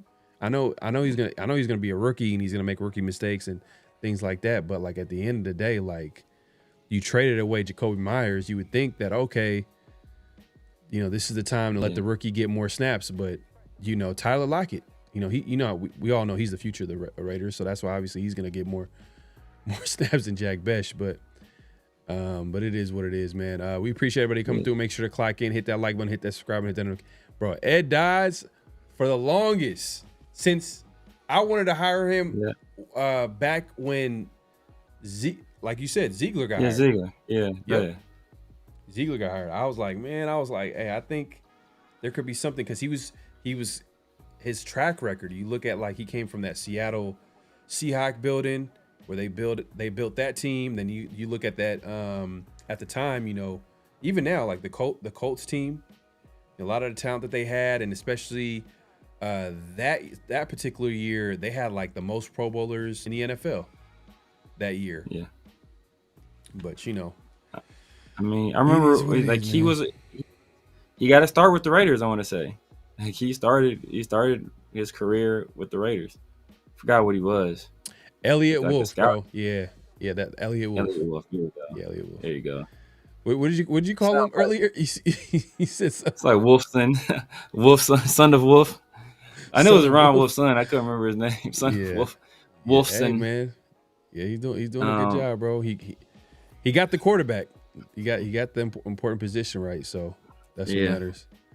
Yeah, that's that kind of takes care of itself.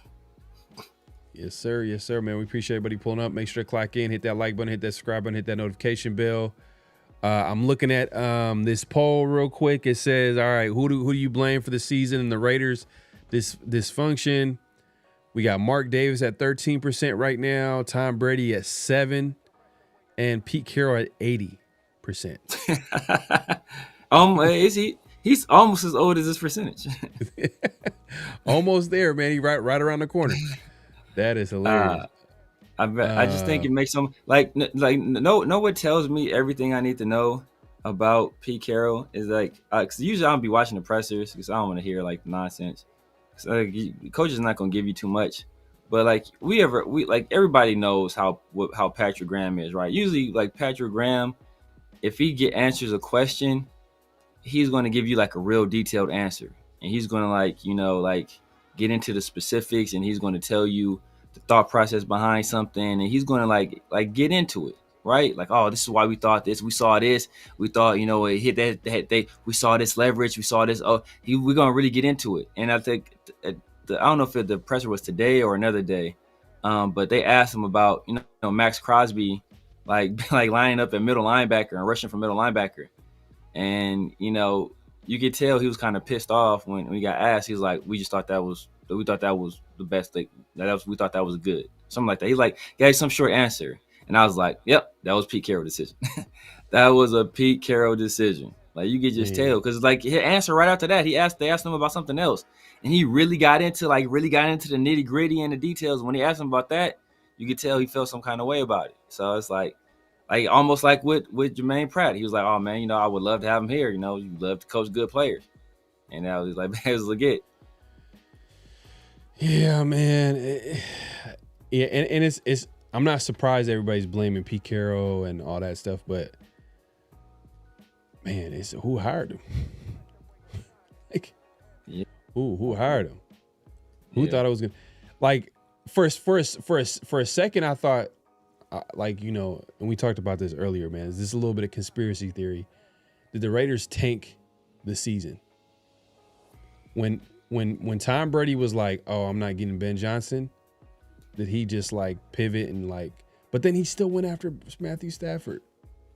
Yeah, that's what I'm saying. With Pete Carroll, it's like I don't think they tanked the season, man. So if they were tanking the season, I feel a little bit better.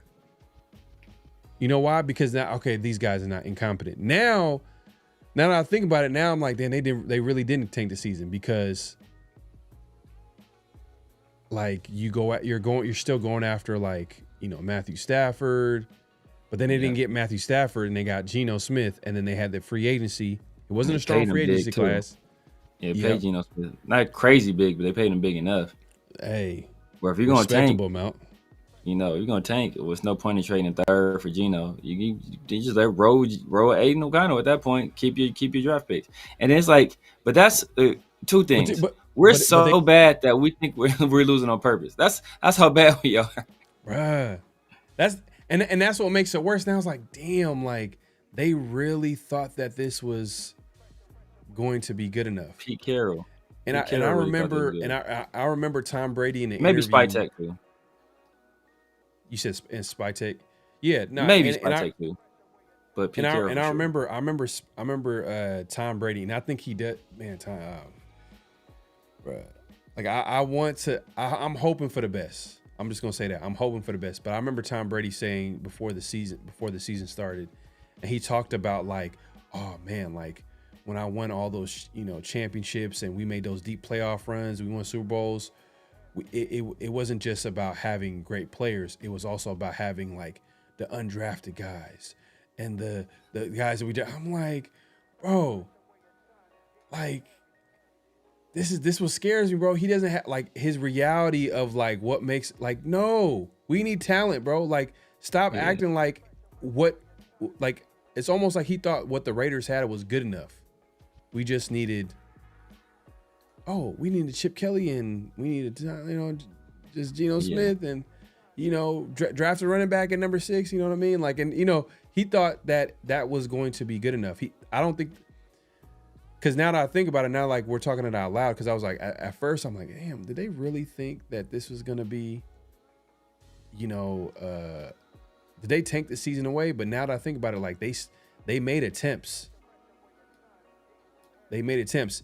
But you can also argue and say, well, they got to sell tickets.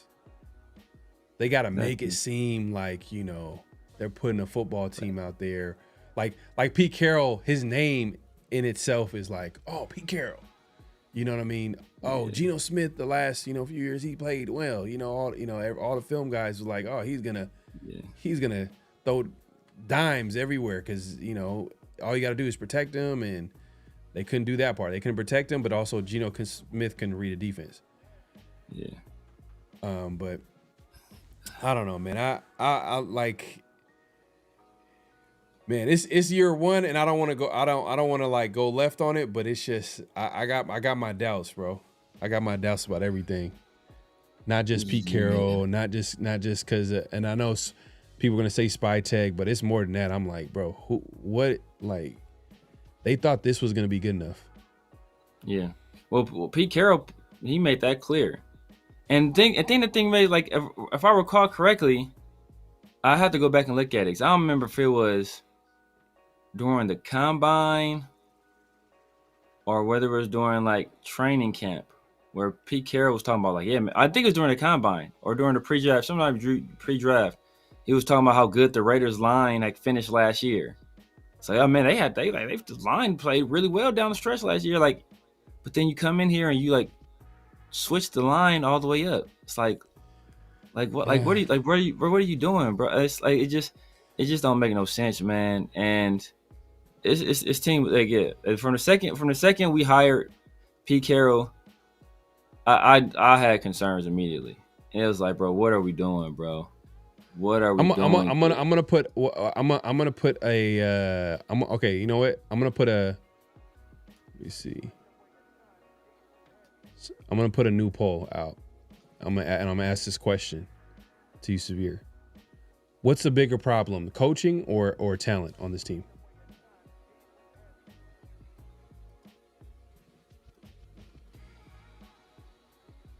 Coaching. And I would say talent if we had maximized the talent that we have. We did everything we could to undermine the talent, right? We took a offensive line that finished down the stretch last year as a solid unit, and we switched it all the way around. Like, bro, think about this. We were willing to put Alex Kappa at center, who's never played a regular season game at center, but we wouldn't put JPJ at center. We were willing to move Meredith to guard to let Will Putnam play center, but not him to guard to let JPJ play center. Like, you know, we completely undermined everything that Chip Kelly did or wanted to do, everything that we saw in the offseason that everybody was excited about. Like, Pete Carroll ripped all of that away and started doing his own thing. Even the defense, you know, it's like we got rid of our best cover corner. You know, obviously the guy's he's hurt, you know, injury prone, but still we got rid of our best cover corner. So we've done a lot of the stuff we've done to ourselves. And I'm looking dead at Pete Carroll. He's not using these players to their maximum ability or not putting them in positions to succeed. He hasn't given his coaches the power to put these guys in position to succeed because he feels he has to be involved in everything. So it's like I can't. Do I think we need an infusion of talent? Yes, but I don't think this is a 2-win team. I did say before the year. I said it was like a 5-6 win team. You know, I said if Genty was generational, maybe 9-10. But if he's just good, I think I said 5, 6, 6, 7, right? So it's like, you know, if he was just, and I think we could have got at least a good season out of him if we had kept the offensive line that we had down the stretch last year, where Amir Abdullah and Sincere McCormick were running well. If we had kept that in place, I think Genty looks different. I still ain't look special. I think he looks better. But we didn't do that. We decided to mix everything around. Everybody in the offensive line regressed except Kolton Miller. And the only reason he didn't regress, as I said before, is because he actually had a full, healthy offseason. But Parham regressed. JPJ regressed. Meredith regressed. Glaze has regressed probably the worst of anybody. He's not even a starting caliber player right now. Neither is Parham, really. But Parham has said on several occasions, I don't want to play left guard. I prefer playing right guard. JPJ has made it clear, I want to play center. Meredith had his best season, according to PFF and according to the eye test, at left guard. So instead of doing what these guys wanted to do and did well at the year before, we moved them to places that they don't want to play or have never played. It just like when you do stuff like that, bro, I'm automatically looking at coaching. Automatically. All right, so I'm gonna start off by saying coaching is a problem, for sure. Coaching is a problem, but the biggest issue with the Raiders is for sure talent. This is a talent league at the end of the day. Like if you don't got enough talent, you're not gonna win a lot of football games. So even if we got, let's say, even if we got like a younger coach or whoever coach comes in, I'm not really gonna have like huge expectations next season. I'm just gonna be like, all right, I want to see some type of improvement. You know, I want to see some type of progression, but I also got to be realistic, like where the team is going to be at. Like, for example, like the Raiders had that great 2014 draft, right? What did they go? What was their record in 2014? 4-12. Yeah. You get what I'm trying to say? So it's not gonna the Raiders winning football games and winning right away. It could happen right away. There's a possibility, but realistically speaking, there's gonna have to be a natural progression of like getting talent on this football team and also that young talent getting better. So I think the biggest issue is for sure talent, bro. Like, come on, like who on the Raiders defense outside of Maxx Crosby can start on another football team? You got to think about it. I think Adam Butler. But you got to think about it a little bit. Like, you know what I mean? You got to start listing out the teams. You got to think about the teams. You're like, like you can't automatically be like, yeah, you know what I mean? I'm sure you. I mean, Adam Butler and Maxx are the two. Possibly the way he's played this year, maybe Eric Stokes, but you know, that's where it stops. And that needs to change. That needs to change in order for the Raiders to win football games consistently. So talent is definitely a big issue. And then we talk about the offense, right? We talk about the offense, right? We talk about offense. If Stafford would have played, I'm not saying the Raiders would have made the playoffs, but it would have been better than Geno Smith. It would have been better than Geno Smith. Whatever Geno Smith played, you can argue played probably his worst ball since his Jets days. No one's seen that coming. And if he just played, he contributed to like a few losses, especially early in the season where like he was throwing 3 picks every other game. So that's talent. That's talent. I'm just trying to make a point of talent. Then we complain about the wide receivers, right? We talk about wide receivers. I even was like right before the season, I'm like, hey man, as of right now, the Raiders probably have one of the worst wide receiver cores in the NFL because there's a lot of question marks. There's not like guarantees. The only guarantee we had at wide receiver was a Jacoby Myers, and he's a number 2, in my opinion. He's like a number 2, but he's a good number 2. He's a good number 2, and if you pair him up with some good role players, it might be able to work. But at the end of the day, all I know is Jacoby Myers as number 1 for the Jaguars put the beats on the Chargers 2 weeks ago. So, is he a high level number 1?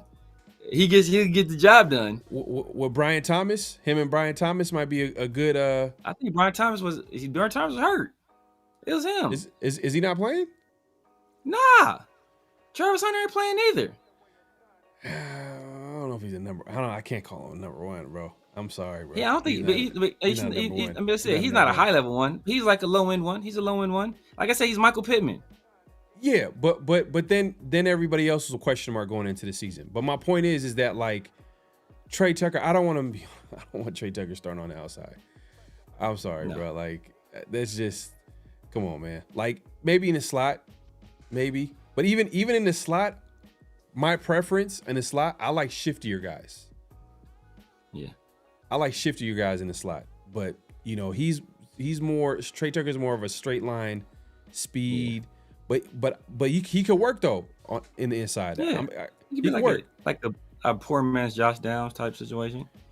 Yeah, but he right now currently he's the Raiders' number 1 receiver, which is like, come on, like that's just not gonna work. Then you talk about Dante Thornton, who's a day one starter. Forget Trey Tucker, he was a day 1 out, like starter on the outside, and he struggled. Like probably he's having a nightmare rookie season. I'm talking about like he's on the sideline. Geno's throwing him a catchable football on the sideline, and the DB is like pushing him out of bounds, and he's tipping the ball in the air, and the defender's catching the interception, staring at him while he's catching the interception. This happened last game, by the way. That was diabolical. That was diabolical. I'm just saying. But then we talk about the offensive line. Like as much as we talk about coaching, there is a level of like, we need to add more talent. We need to get some better players in there. And what do we talk? And we didn't say it on the show. I think we probably said it on the show last, but I know we talked about it before the show. The Raiders have to prioritize upgrading the offensive line this offseason. That's talent that we don't have right now. We need to upgrade. And remember, I said coaching is a problem. But at the end of the day, you gotta have. I think talent. If this is all right, what matters more to you, talent or coaching? What's more important? I think talent is more important, but you need good talent to bring. You need good coaching to bring out talent.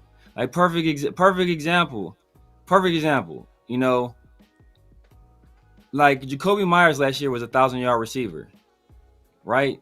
While missing 2 games with Gardner Minshew and Aiden O'Connell at quarterback. He wasn't going to touch that this year. Why? Because Raiders changed how they used him.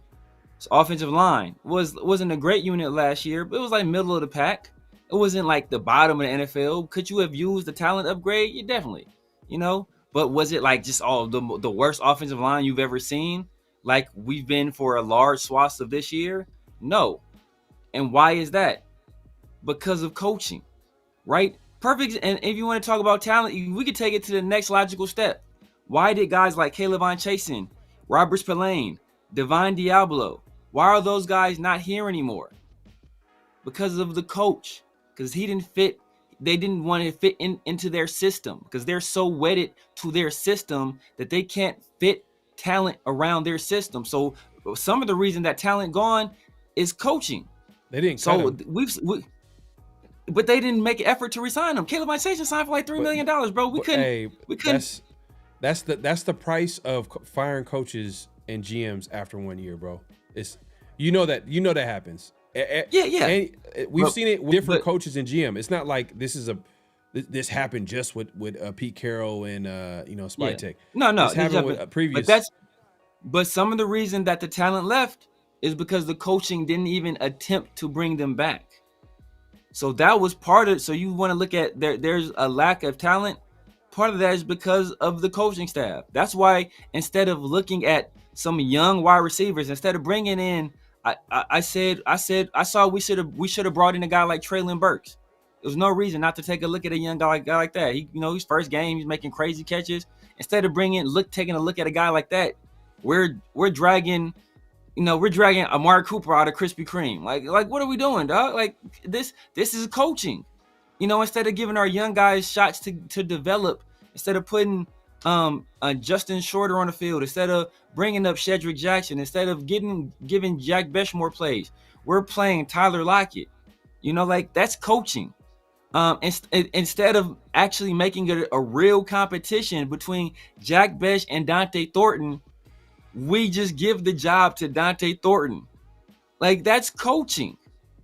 All of this goes back to coaching because there are coaches that can maximize the talent on his team. Now, is this talent great enough to be one of the better teams in the NFL? No. So if you're saying that is our right now is the difference between us being like a contender and being what we are now, is that talent or coaching? Nah, that's more so talent. But the reason we're 2-14 instead of 6 or we're going to probably finish 2-13 or 2-15. I'm not doing my math, so the reason we're going to probably finish 2-15 instead of 6-11, that's more coaching than talent. Hey, talent wins football games at the end of the day. The reason why the reason why we're calling it a rebuild is not because of coaching. We're calling it a rebuild is because we're looking at this team. We're looking around the NFL. We're looking at the AFC West. We're looking at what is it going to take to compete, to go to the playoffs, to win the division, to hopefully get to the Super Bowl. That's the ultimate goal, right? It's because we don't have enough talent. That's the bigger problem. That's the biggest issue. Yeah, I'm not saying coaching's not has been a problem. I'm not saying that, but the talent is the biggest issue because I went to offense, I went to defense, and I literally defense. I didn't even get into every position group, but I just straight up is like, how many of these guys would start on that? Just start. I'm not saying ball out. I'm just saying start. And top of your head, two players came to your mind. Okay. I'll put it. No, I know. I'm putting. I'm gonna put it in these terms. I'm gonna put it in these terms. I'm gonna put it in these terms. How well was Jermaine Pratt playing for us when he was here? He was like okay, right? He wasn't like overwhelming. He was like okay, right?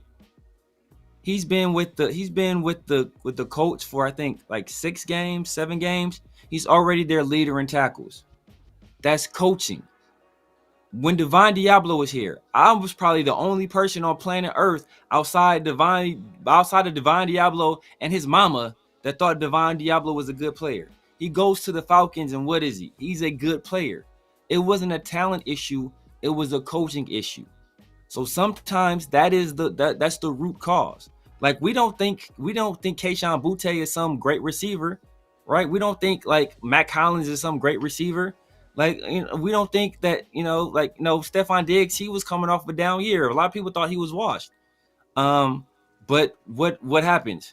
Drake May is having a revelation of a year, and all these weapons are contributing enough. And that's coaching. So it's like part of it is talent, yes. But you have to have a coach that's going to maximize that talent. And we have a guy that's the head of the snake that's doing everything he can. Because instead of letting guys do what they feel they need to do to maximize the talent, first of all, he lets talent walk out the door in Jermaine Pratt for no reason. He kicked Christian Wilkins out the building, said he was fruity and got rid of him. You feel me? Like that's on coaching, bro. That's him. So so part of it is talent, yes. But when you have coaches getting rid of talent, like that's coaching. See that. This question, what was the biggest problem? And I think the biggest problem, I think it's a talent issue. Like I said, I started off by saying coaching is a problem, but at the end of the day, I'm thinking ahead. I'm thinking ahead. I'm not thinking about just right now. I'm also thinking ahead. And the next guy is gonna have this problem, and the big elephant in the room, the big problem that the Raiders have is they don't have enough talent, and they need to start stacking some of these talent, and how they do that is by having good off seasons, having good draft classes, and having these guys develop. Hopefully, and to your point, coaching does matter. I'm not saying it doesn't matter, but at the end of the day, the Raiders don't have any talent for a team for the Raiders to automatically hit the ground running. Because what do Raider fans say?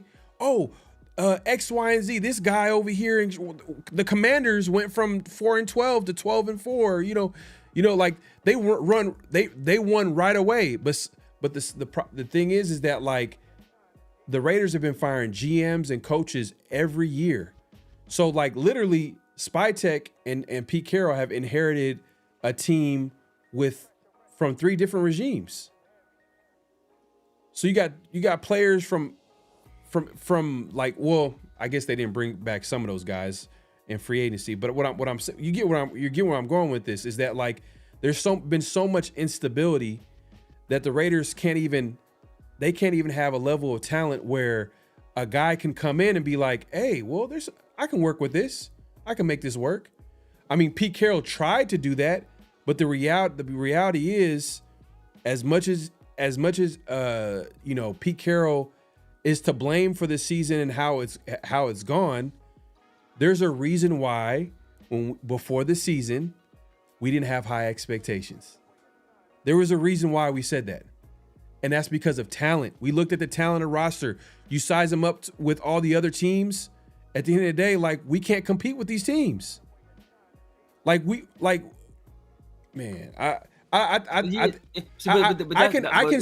say on one hand that coaching is a problem, but I can also on the other hand I can say talent is the biggest issue, because no matter if we get rid of Pete Carroll, even though I never agreed with the hire because I'm looking at it.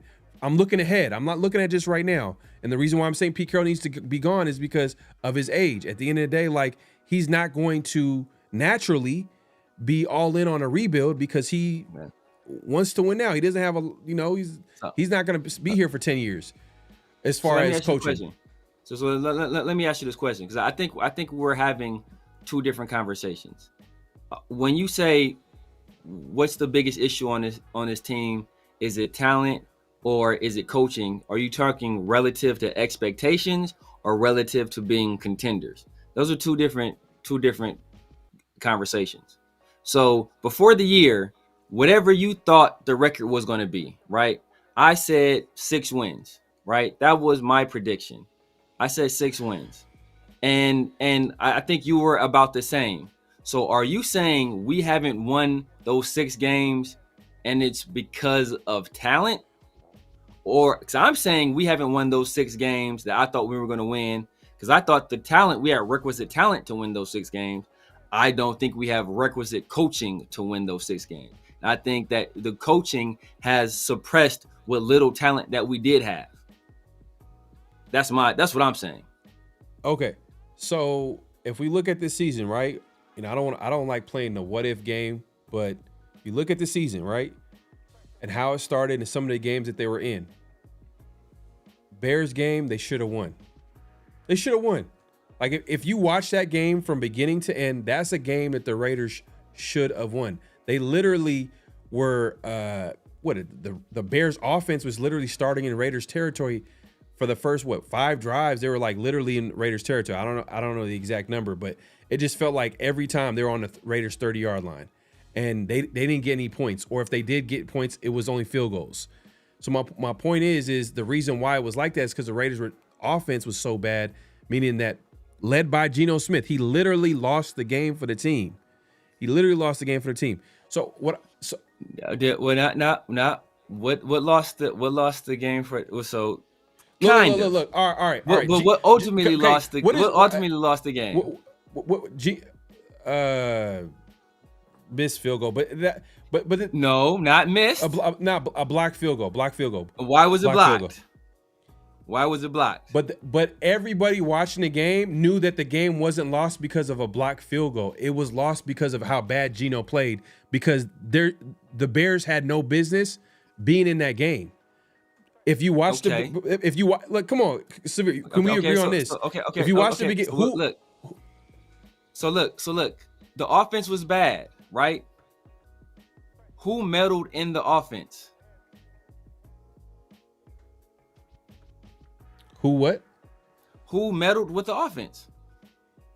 Who changed the offense around? At that point, I don't know. I don't know. It was Pete Carroll. At that point, I know because think about it. When did they really go under center? Because that's when I felt like the changes start happening. Because remember, we were like, oh, shotgun stuff, and we're like, oh, well, that's what Marcus said week 4. Marcus said week 4 is when he noticed the biggest difference. When was the Bears game? That was week 4, right? Week 3 was the Commanders. We got our ass whooped by the Commanders. So that was talent. That was because the Commanders whooped our ass. Boise State running back got off. Ours, he was shopping at Sephora. And then Chargers game, it just felt like they just kept it like Chargers game was evenly matched. Yeah, but then but Geno throwing 3 interceptions in that game. What did he throw 3 interceptions? I think that would have been his first 3 interception game. Yeah, that game. But we're still in it though. We're still like I remember Maxx forcing a fumble at the end of the game, give us another possession, and it was just like I know the Raiders lost 29, but it was just like But it was one of those games that like Geno was playing close. So bad where we felt like damn we had no it just felt like the Chargers were gonna win the game because he was just playing. We weren't doing anything on offense in order for us to even threaten the Chargers to even do anything. They kind of like went in conservative mode and running the football. And that was what. So I don't know. I don't know if I want to say like Brock was hobbled too. That was like the first game we didn't have Brock, so Brock was hobbled. So right.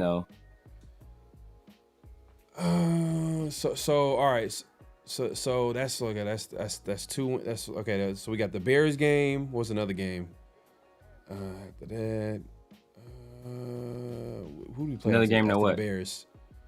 That was like winnable. Like the Raiders were in. Jags.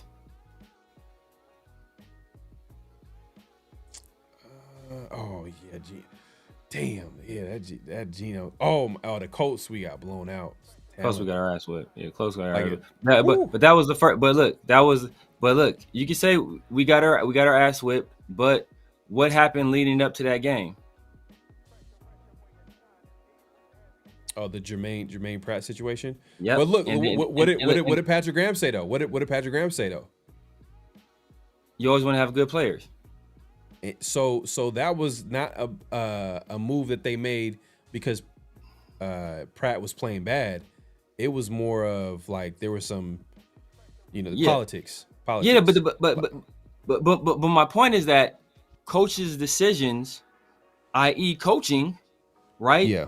Because that week we started hearing rumblings about favoritism and Pete Carroll having his guys and his guys can do no wrong and they're kind of above the rules of having to compete. That was the first week we heard about it. And then Jermaine Pratt gets left at home for, non-injury related reasons. And then he's cut. I think we cut him after the game, right? Not even before the game. So we cut him after the game. So like that's coaching right there. That's your coach creating a divisive environment. When you have a divisive environment in the locker room, it's hard to overcome that even if you have talent, let alone if you don't feel you have talent. So the fact that he's creating that kind of culture, that leads to negative play in and of itself. Yeah, man. I hear you, bro. And I'm not disagreeing that coaching is not an issue. Like I said, I started off by saying coaching is a problem. But at the end of the day, the bigger problem is the talent, because even if we get rid of a Pete Carroll, what is the next coach going to inherit? They're going to inherit this football team. And what's the biggest problem with this football team? The talent. What as much as you could talk about the offensive line and the coaching and all this stuff, guess what's going to be prioritized this offseason? The offensive line. Why is it going to be prioritized? Oh, because we need talent. Oh, okay. What also do we need? Oh, we need a number one wide receiver. We don't have that. We don't have a wide receiver that can, on the outside, that you say that can start for a bunch of teams. Can some of these guys maybe develop into that? Maybe, but to expect that jump from now to next season, that might be asking a lot. If it happens, it happens. But I think the Raiders that's something that the Raiders might address in the offseason as well. Then you talk about the linebackers. Then you talk about the defensive line, defensive tackle, the other pass rusher edge spot on the opposite of Maxx Crosby, the safeties. We don't have a true free safety on this team. Corner, I like Darian Porter's potential. What's his name had a solid season. But but Pete, look, I can keep going. I keep going. Like it's just like not good enough. It's not good enough, bro. It's not good enough. But this is even more to my point, where it's like we got rid of Chris Smith Jr., right? Or Chris Smith II, right? We got rid of him. We cut him. First, we had him inactive, and then we cut him. And then the Rams signed him immediately and had him on an active roster on game day. So like that's just us not using the talent that we have. Like that's coaching, right? That's coaching. That's what I'm saying. Like I felt just on paper, I look at this team and say, you know what? This is a 6-win team. I look on paper and say, no, this team can win 6 games. The fact that we're going to likely only win 2, that to me, that's coaching. Now, if you're saying that the difference between 6 wins and 10 wins is talent, okay, I'll give you that, because I don't think this team as currently constructed is capable of winning 10 games. But I think this team as currently constructed is better than a 2-win team. Right. But look, you of all people have preached this. You talk about accountability, right? It's not all on one person. It's not all on one person. And you've talked about this in the past, not just this team, but also in the past, where people overlook this because people are quick to point at coaching. And like I said, I'm gonna point this out to everybody watching. I started off by saying coaching is a problem. But the bigger problem is the talent. And you've said that at the end of the day, the execution is part of anytime an issue happens with that on the football field. It's not just on coaching. Sometimes it's the execution by the players that's on the football field. And the reason why I also brought up accountability is it's not on all one person. You even said yourself, it's not on, when we talked about the offense and how bad it was, and everybody was like kind of piling on Chip Kelly and the job that he's doing. But you also said, yeah, he's going to be held responsible, but is it all his fault? You said no. Yeah. Why is it not all his fault? Obviously you could talk about Pete Carroll, but you could talk about the play of Geno Smith. Hey, should he look this bad? This bad, bro? Like Geno Smith is literally like this bad. Come on, man. Like he should be at least he's playing his worst ball since his Jets days. Like I don't know if he even earned. I don't know if he could ever be a starter. I don't know if he can go to another team and become a starter. Maybe a backup. Dan Jones did. So I mean, Oh man, I don't know, man. I don't know. I think he'll be a solid backup though. I think solid backup.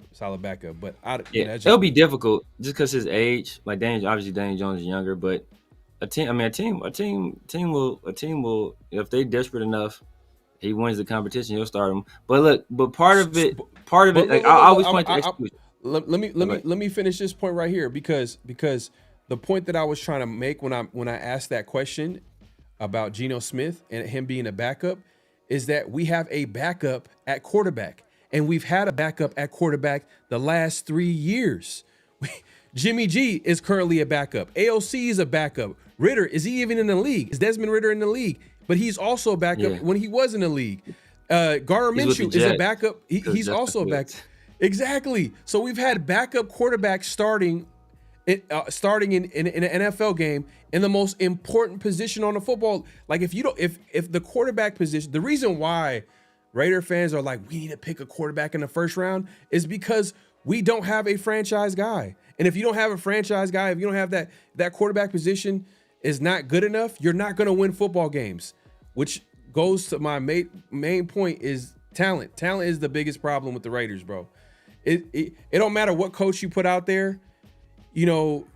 That's the reality. It don't matter what coach. If the quarterback sucks, you're not going to win a lot of football games. If you don't have a good offensive line, you're not going to win a lot of good football games. You don't have a good defensive line, you're not going to win a lot of football games. Like if you don't have good corners, you're not going to win a lot of football games. I could keep going on and on, but everything that I'm listing right now, everything that I'm talking about are issues with the team, and I think that at the end of the day, man, like that's the biggest issue that the Raiders need to fix. If they can, like, once we have talent, then you can also properly assess the coaching. Now, I'm not saying that you can't do it beforehand. Obviously, I'm not trying to say I'm not trying to say Pete Carroll should come back. Like, there's a list of reasons why these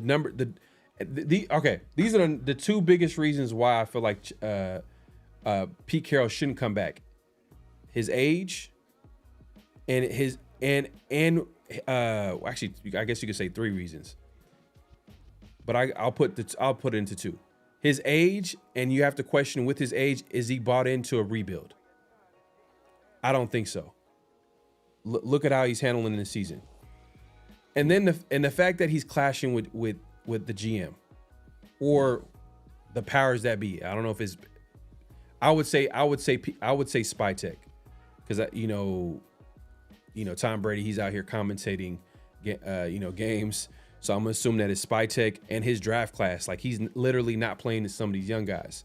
To your point, you know what I mean? That's coaching. I guess you could talk about that's coaching, but at the end of the day, like, those are the 2 biggest reasons. And I'm like, you know what? And we were never, me and you were never in on Pete Carroll. Like, we looked at it, it was like a terrible hire. Like, and it's proven itself to be. But if he was all in on a rebuild, if he was just a younger coach, I wouldn't be talking about firing Pete Carroll.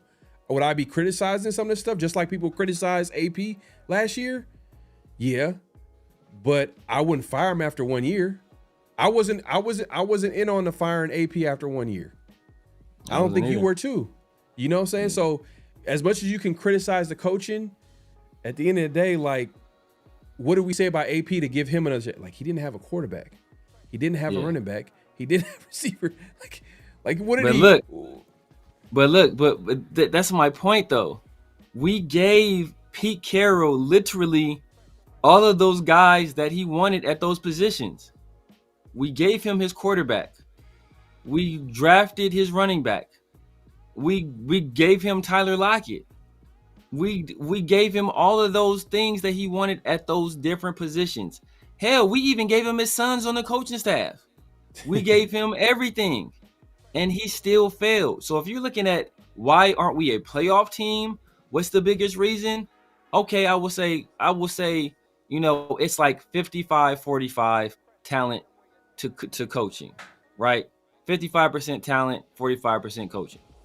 Because even if we had the talent, I don't think this coaching staff would do anything with it.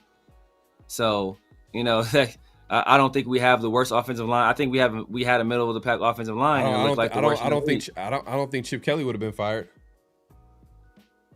Because he still would have been fired but he's not running his system. He's not running the system. So that's part of the reason why this offense looks so disjointed, is that they're not running the stuff they should be running. That's why there's so many issues. That's why you see guys running the wrong way, and like that's part of that's coaching. Like we talk about Trey Tucker is not a number one receiver. He's a guy that should predominantly be in the slot. Who from the outset said Trey Tucker is playing outside? That was Pete Carroll. That's coaching. Yeah. So like if you're looking at why we aren't a playoff team, okay, I'll give the edge to talent right there. But if you're looking at why this team isn't living up to the expectations, not even that fans had, I know a lot of fans had some, as fans are prone to do, they had some outsized expectations of 10, 11 wins and, winning the AFC West and Pete Carroll, his dominance over Jim Harbaugh, whatnot, but most grounded people had us somewhere between like 5 and 8-ish, right? 5 and 8 wins in that territory. We haven't gotten there because of coaching. Like the fact that Pete Carroll's undermined the GM, undermined the defensive coordinator, undermined the offensive coordinator. Like, he's undermined all three of those guys. So we can't say he's done that and then be like, yo, man, but he ain't got no talent. Like, bro, we gave you what you wanted at every position damn near. And we let your son coach the offensive line, coordinate the run game because you're a run first guy. We let your other son be the assistant quarterbacks coach to work in the same room as your adopted black son and Geno Smith. Like, we let you take control over the defense. Like, we did all of that. And then you still did nothing but create division, alienate players, have to get rid of one of our best defensive players. Like, bro, it's coaching. It's coaching, bro. Pete Carroll is, look, man, as disgusted as you were by Chip Kelly, now it's coming to find out that, probably 70% of that blame goes to Pete Carroll. As disgusted as you were with Chip Kelly, I'm 10 times more disgusted with Pete Carroll. Look, I know I'm not disagreeing that, the coaching is, the whole coaching situation is not where we wanted to be, but at the end of the day, like, come on, Severe, like, before the season started, we both agreed, like, we don't have high expectations for the season. And part of the reason why we didn't have high expectations for the season is because we looked at the team and we looked at the talent on the team. We were like, this is not good enough. And then we also did was we looked at the offseason and we were like, this is not good enough. None of these moves move the needle for this team to be competitive on the football team. Like, did we maybe the offense could possibly be, better, but it didn't happen. Geno's playing terrible football. Like, he leads the league, or at least tied, or he's up there top 2. I can't top of my head. I know he has like 13, 14 interceptions. So I think he probably leads the league. Another one. Probably just do another. I think he might be tied with Tua. Him and Tua have been tied up last couple of weeks. So I know he had like an interception last week. So I don't know if he took the lead, but Geno Smith, backup level quarterback. that's where he's at. Like, that's where he's gonna go. You know, he's gonna be. I don't think a team is gonna roll Geno out and be like, "This is our starter." I don't think he's gonna have Not week that. one. Not week one. Nah. Can he come into the game and start? Can he start a football game as a backup? Yeah, that's possible. I don't think it's gonna be done for Geno like that, but I just think that at this point in the stage of his career, he's a backup quarterback, and that's what the Raiders have had at quarterback. And we look at our wide receivers, a lot of guys, like, would they be starting on a lot of football teams? No. You know what I mean? And it's not, and I could keep going on and on for each position group on this team. It's like, do these guys actually start with it? Like, they're the only two guys or three guys I would say that you can say that can start are Genty, Bowers, and Maxx. Overall, I know you said Adam Butler. I'm trying to think who else would start. Kolton Miller for sure. JPJ, depending. JPJ need to stay healthy, but that's a whole different conversation. He needs to stay healthy, but yeah, JPJ. JPJ. So that's like what, less than a handful of players. Man, guess who else will start on another team? Jermaine Pratt. Oh, wait a minute. We got rid of Wait a minute. So we have less talent. We got less talent. Because of what? Because of what? You got less talent. Because of what? Why do we have less talent in this situation? Look, man. Hey, I hope the next coach will show enough to the fan base. Jeremy Chan. To be like Jeremy Chan. Yeah, somebody said Jeremy Chan and Eric Stokes. I caught that kind of comment. Yeah, Eric Stokes has solid season. I think Jeremy Chan has stepped up too. I think Landon has played well. He might not be like a full-time starter depending on the team, but like he's a guy that like in base packages, like first, second down, I think he'd be a guy that can get on the field. He's good against the run and pass coverage. We don't have a single linebacker that can cover. Oh, we had a guy, but you know. I don't know, man. You got to think about it with some of the guys. Like now we're like kind of stretching, you know what I mean? But there's for sure we said a handful of guys. Eric Stokes, yeah, he's played solid. He's played solid this year. So he hasn't been targeted because they just pick on whoever they Kelly. Pick on Devin White and Caillou Blue Kelly.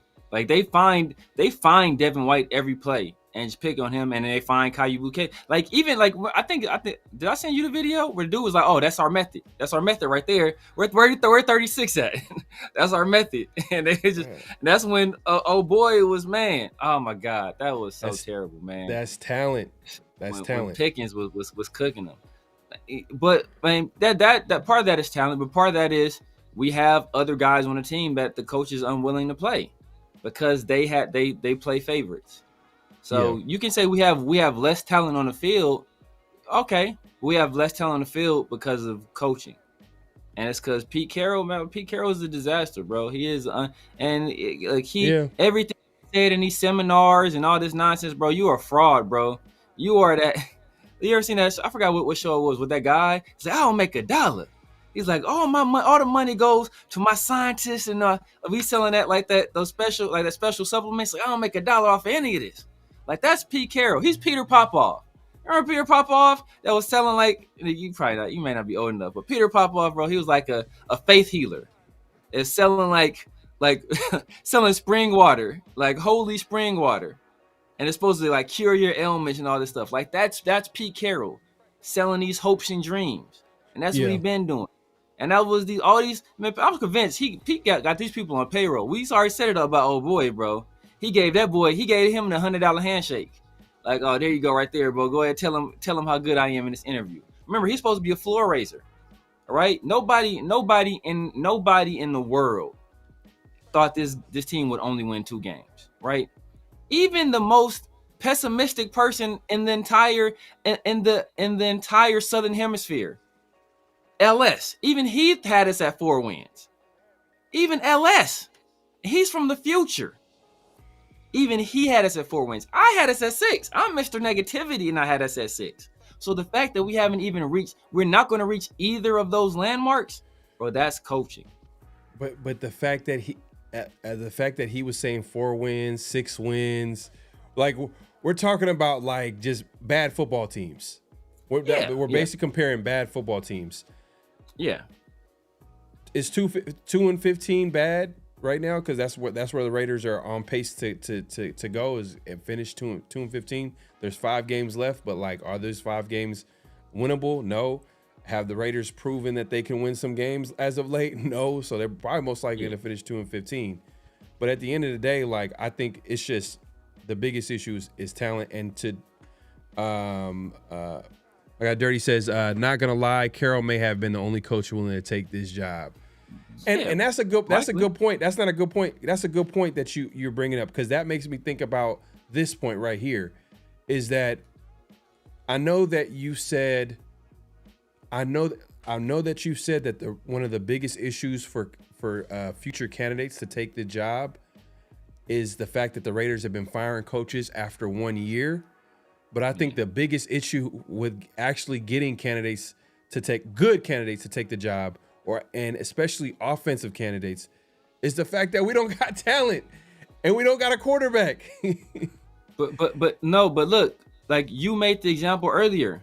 Part of the reason that we don't have talent is because we got a Chevrolet, bumper on a Buick. We got Civic doors on an Accord. Like we're taking all these mismatched pieces and trying to put it together because we keep going through different philosophies.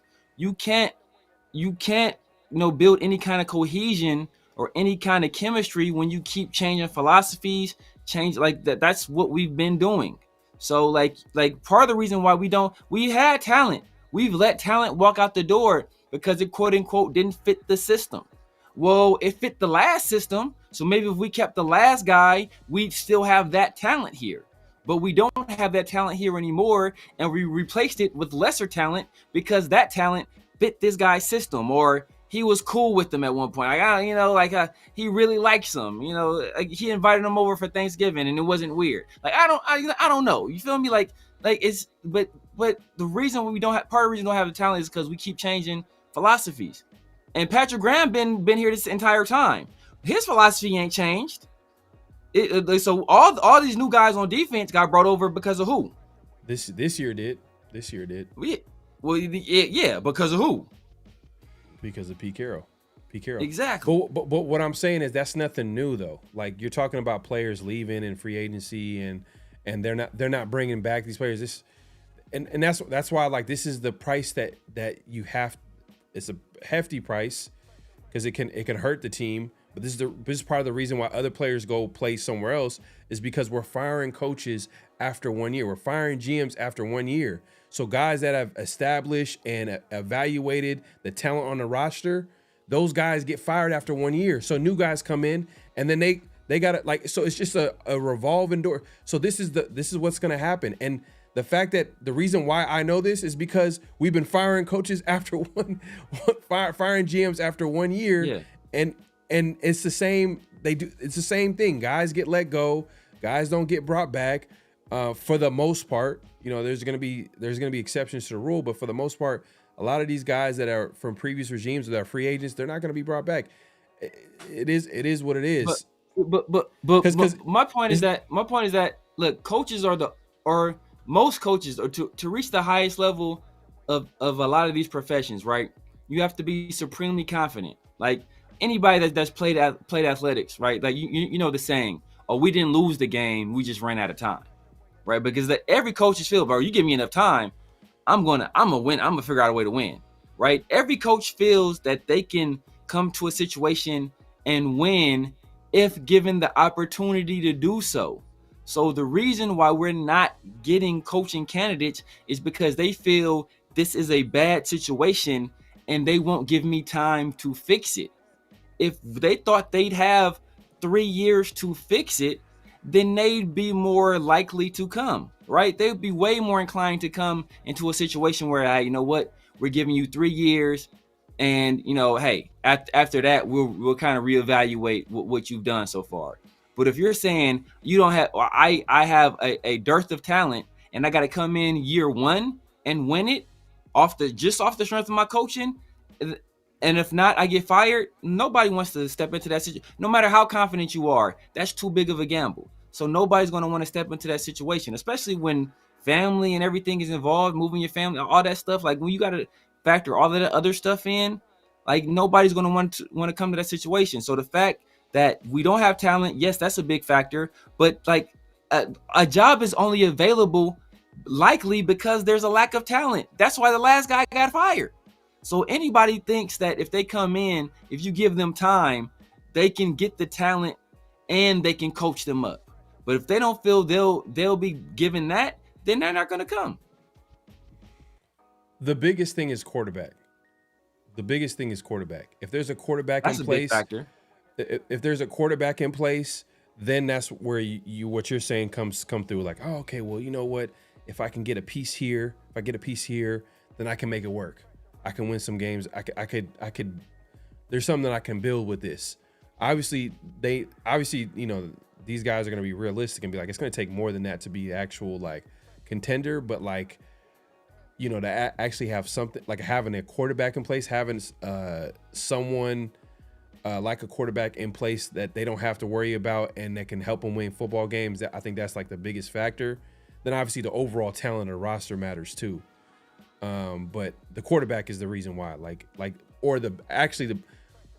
I would say the biggest reason why we can't attract offensive coaches is the fact that we don't have a quarterback. We found out with Ben Johnson.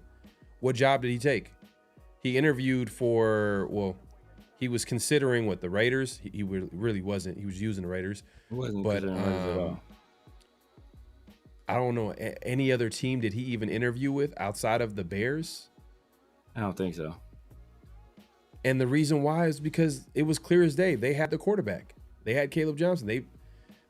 Caleb Williams. They literally drafted him a year ago. So and that's what the Raiders don't have. I think part of it, but also familiarity with the division as well. I mean, we can't underplay that as well. Also, he has like tremendous familiarity with that division because he was for sure. It's not going to just be one reason. It's going to be a combination. But at the end of the day, the most important one was the quarterback. Yeah, the court is most important. Kellen Moore took the Saints job. They didn't have a quarterback. Aaron Glenn was a hot commodity. He took the Jets job. Now, obviously, you know, he has some ties to the Jets, but he took that job. They didn't have a quarterback. So, like, part of it is that, you know, like, if you have an owner like Woody Johnson who recognizes, yo, Justin Fields is a bum. I don't expect my coach to win with this bum at quarterback. Yeah, I'm gonna give him time to get a guy in place. Okay, then you'll feel comfortable because you think that you have the people around you or you have the eye for talent that you can identify the guy. All these guys think that's why they do what they do, because they think they have it. Pete Carroll thought it. Pete Carroll thought that. Pete Carroll thought this. He thought this team was going to win. Like Pete Carroll, you know, like he didn't think he needed. But that's what I'm saying. though. That's the delusion that you're talking about. The delusion that like I can coach. It's not necessarily you can coach a situation up, because a lot of guys come into a situation knowing it's a bad situation, but they also think that if I get in here, I can get my guys in here and I can turn the situation around.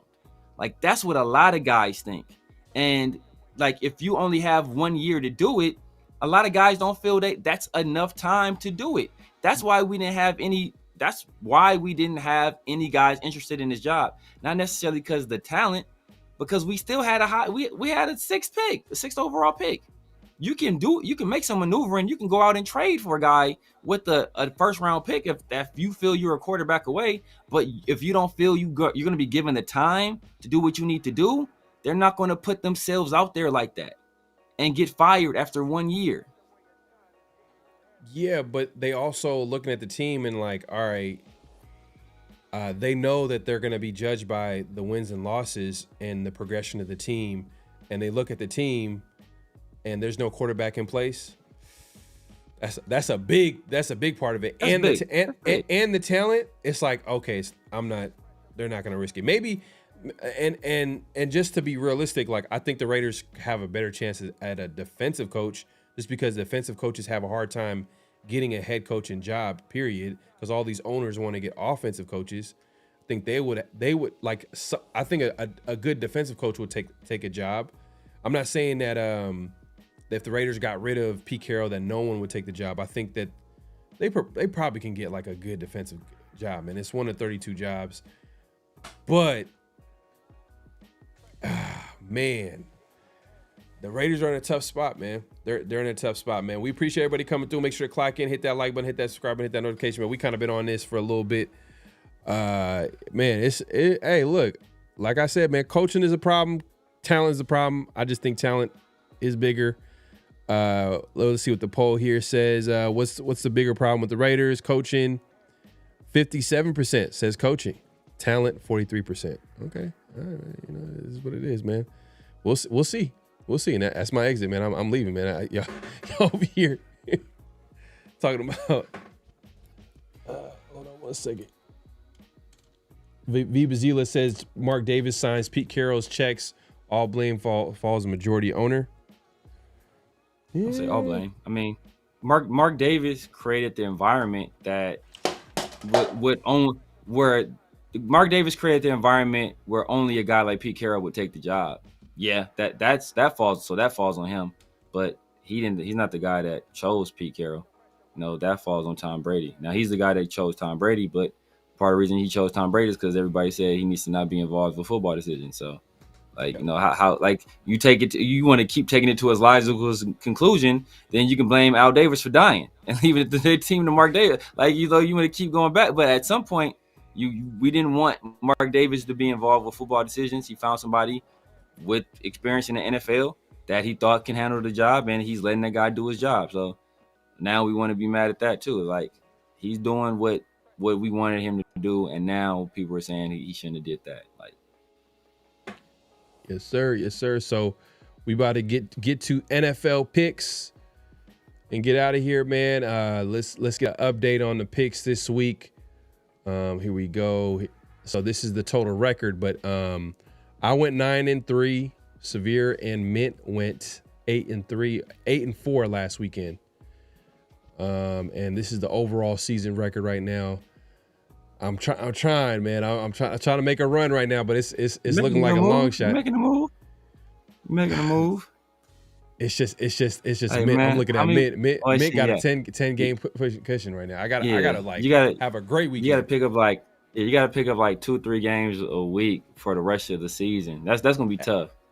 Yeah, that's gonna be. Yeah, it's damn near out of reach, low key, just because you gotta pick up too many games. I'm telling you, it's that first week. It's always that first week that determines. Or if you keep it close that first week, then it kind of makes it wide open. But then, like, if you have a great first week and everybody else has like okay week, which is what happened, Mint basically just stayed in control for most of the season. But look, we're still not out of it, man. Five weeks left. 5 weeks left. Come on, we'll see what happens. But we appreciate everybody coming through. Make sure to click and hit that like button, hit that subscribe, and hit that notification bell. Tomlin or Minter.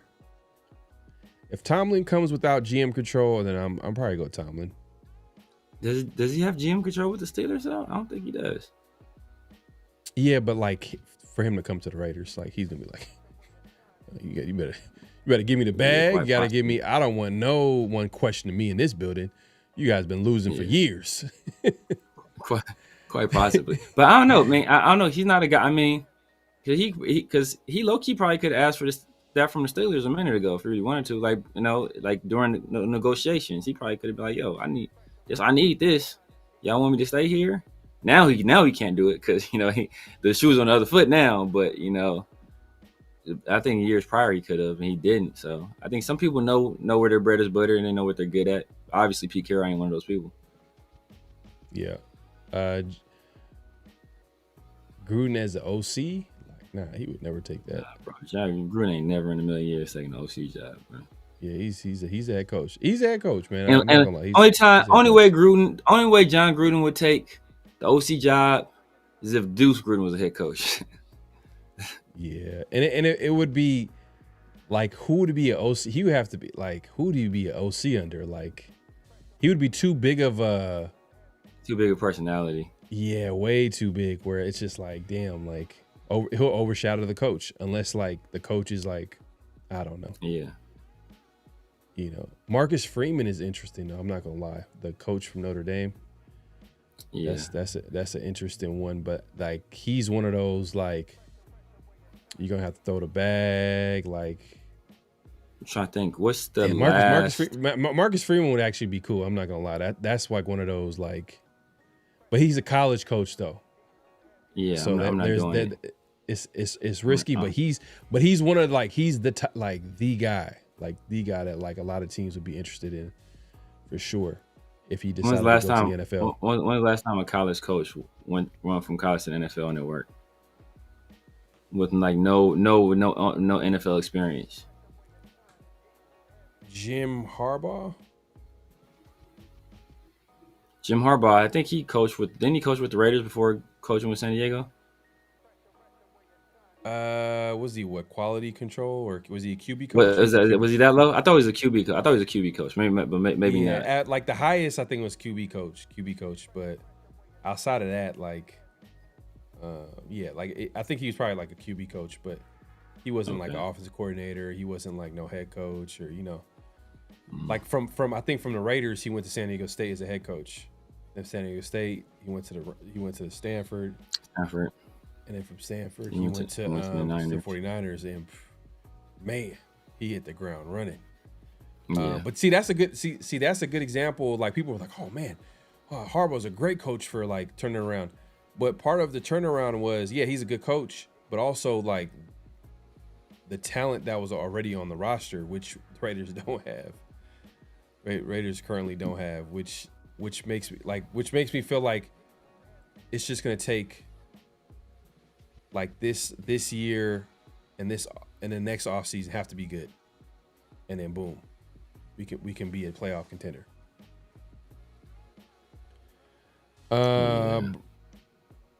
You don't like Gruden as a coach, but you like Carroll? No, I mean Gruden's a good Gruden. Man, people have revisionist history, bro. Like, y'all, man, it's sad. Raider fans would just be. Look, Gruden had his faults, man. There was a ceiling to Gruden. Especially when you look at Gruden and you look at like the fact that it's like if we got Gruden, let's say if a team got Gruden, he shouldn't have any GM control. Like exactly. Zero. That's a problem. That's a problem with Gruden. Yeah. That's the biggest thing. And I'll say this. Damn, him as a play caller though. Whew. Man, I remember them third downs and them short yardage third downs and them in the red zone, we used to struggle. The red zone we struggled. But the Raiders have struggled in the red zone. Bro, and third down. Like short yardage, third down, like we used to struggle. Yeah. But once we got Renfro, it was third and Renfro. It was different. Yeah, but when it was like 3rd and 1, like we were just look, third and 5. Hey, 3rd and 5, third and Renfro. 3rd and 1. 3rd and 1, yeah. 3rd and 1, like he used to be like, I don't know what to do. Josh, sometimes. Oh, back in the day when we had, that was more goal line. That was Zach Crockett was goal line. But yeah, I mean, Josh did his thing from time to time. I mean, I think John Gruden as an offense, like if he's a head coach and didn't have any GM control, I think that could work. But see, I don't know if he's the kind of person that can work under those kind of constraints. Like some people, even if they're bad at doing like the GMing stuff, they have to be able to do it to feel like comfortable in their role. And maybe he's one of those guys. Like John Gruden, what he was good at was like his play designs and his first like scripted plays. Yeah. But after that, it would just kind of like it was like hit or miss. But he wasn't a bad coach. It's just he had his limits. Like at the end of the day, like we talked about earlier, he struggled down the stretch like consistently. Yeah. Like it was like happening every year. Every year we hit November, December, it was like a struggle. Like the Raiders are gonna lose games. And then on top of that, third down, short yardage, third down in red zones, he used to struggle. I'm nitpicking, and I'm not gonna lie, his loyalty to Paul Gunther was disgusting. It was pretty disgusting. Yeah. Like it was bad. Like it was really bad. But Paul Gunther was only here what? He's been here for 2 years, right? Was it 3? I thought it was 2. I thought it was 2 when he got rid of him. 2018, 2019. Was he the? I think he got rid of him. He got rid of him because remember he had Gus Bradley. In 2020? No. He had him for 3 years. 2018. Maybe to start 3 years because we got rid of him. We got rid of him to mid-season. Because Gus Bradley. Oh, you know what? Hold up. Gus Bradley was that? Was Gus Bradley 2021 or 2020? I don't remember. I think that was 2021. Did they go to the playoffs with Gus Bradley? I think they did. So. I think so. Yeah, that's 2021. So 2018, 2019, 2020 was Paul Gunther. He fired him after 3 games in 2020 though. Did he fire him after 3? He fired him in season? Yeah, and Marinelli took over. Oh, okay. Yeah, I probably forgot about that. Pete Carroll ain't firing Brennan. and I would say this. Look. We rag on Paul Gunther when those few games when we had Vontaze Burfict, defense was smooth because he was the quarterback of the defense. He was the guy that basically got everybody aligned. Once the league, got rid of Vontaze for them nonsense hits, which I think was borderline BS anyway. But once the league got rid of Vontaze, then that's when it was all down here from there. Yeah. He got rid of Paul after 2 years. Okay. Yeah. What happened to Green also likes ability to make adjustments? Oh yeah, he did. Thank you, bro. See, there's Raider fans that keep it real. Like Gruden was not perfect. Yeah, no. He was not perfect at all. Yeah, it is what it is. He had a 10-year contract, so he was comfortable. And he was able to live through some of the mistakes he made, especially with him making those terrible draft picks early on. But It is what it is. Dayball looks like a Raider guy as an offensive coordinator. OC, that would be beautiful. I'm not gonna lie.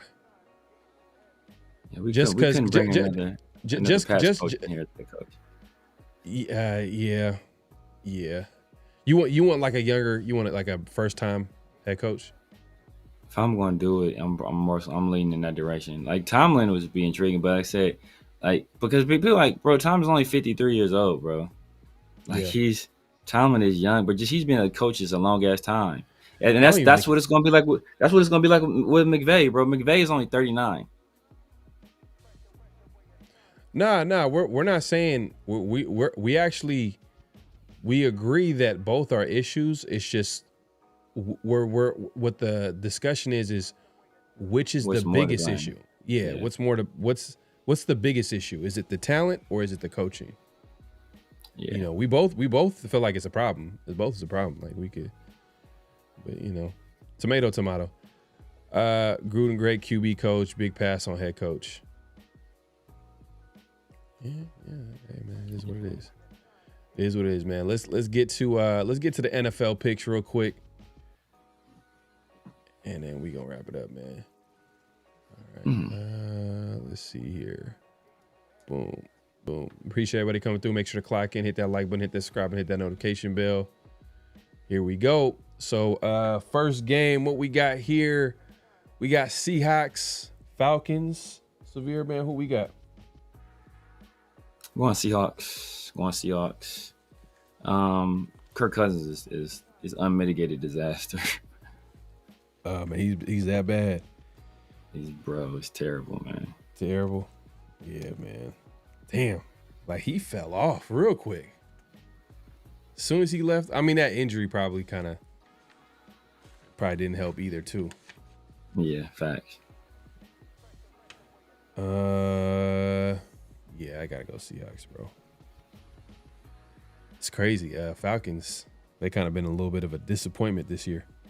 Yeah, they don't got no first round pick either. So the Rams got their first round pick, which is crazy. Like they almost have to win games just to save face. Low key, but it's a wrap for them though. You think someone's getting fired?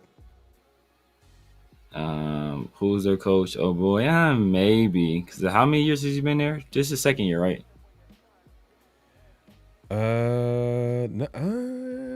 Was this Raheem Morris?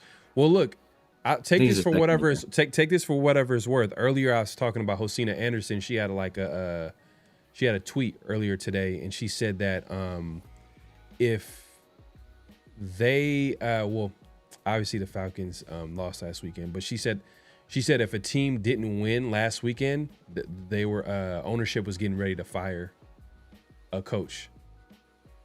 So I'm thinking that it's the Dolphins because they've already fired their GM, and I don't know, Mike McDaniel. If Mike McDaniel's available as an OC, yeah, you do that. He might even get hired as a head coach.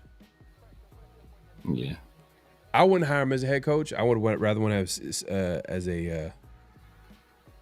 an OC, but I can see a team just being like, hey, you know what? Yeah, we got a young QB here, and work your magic.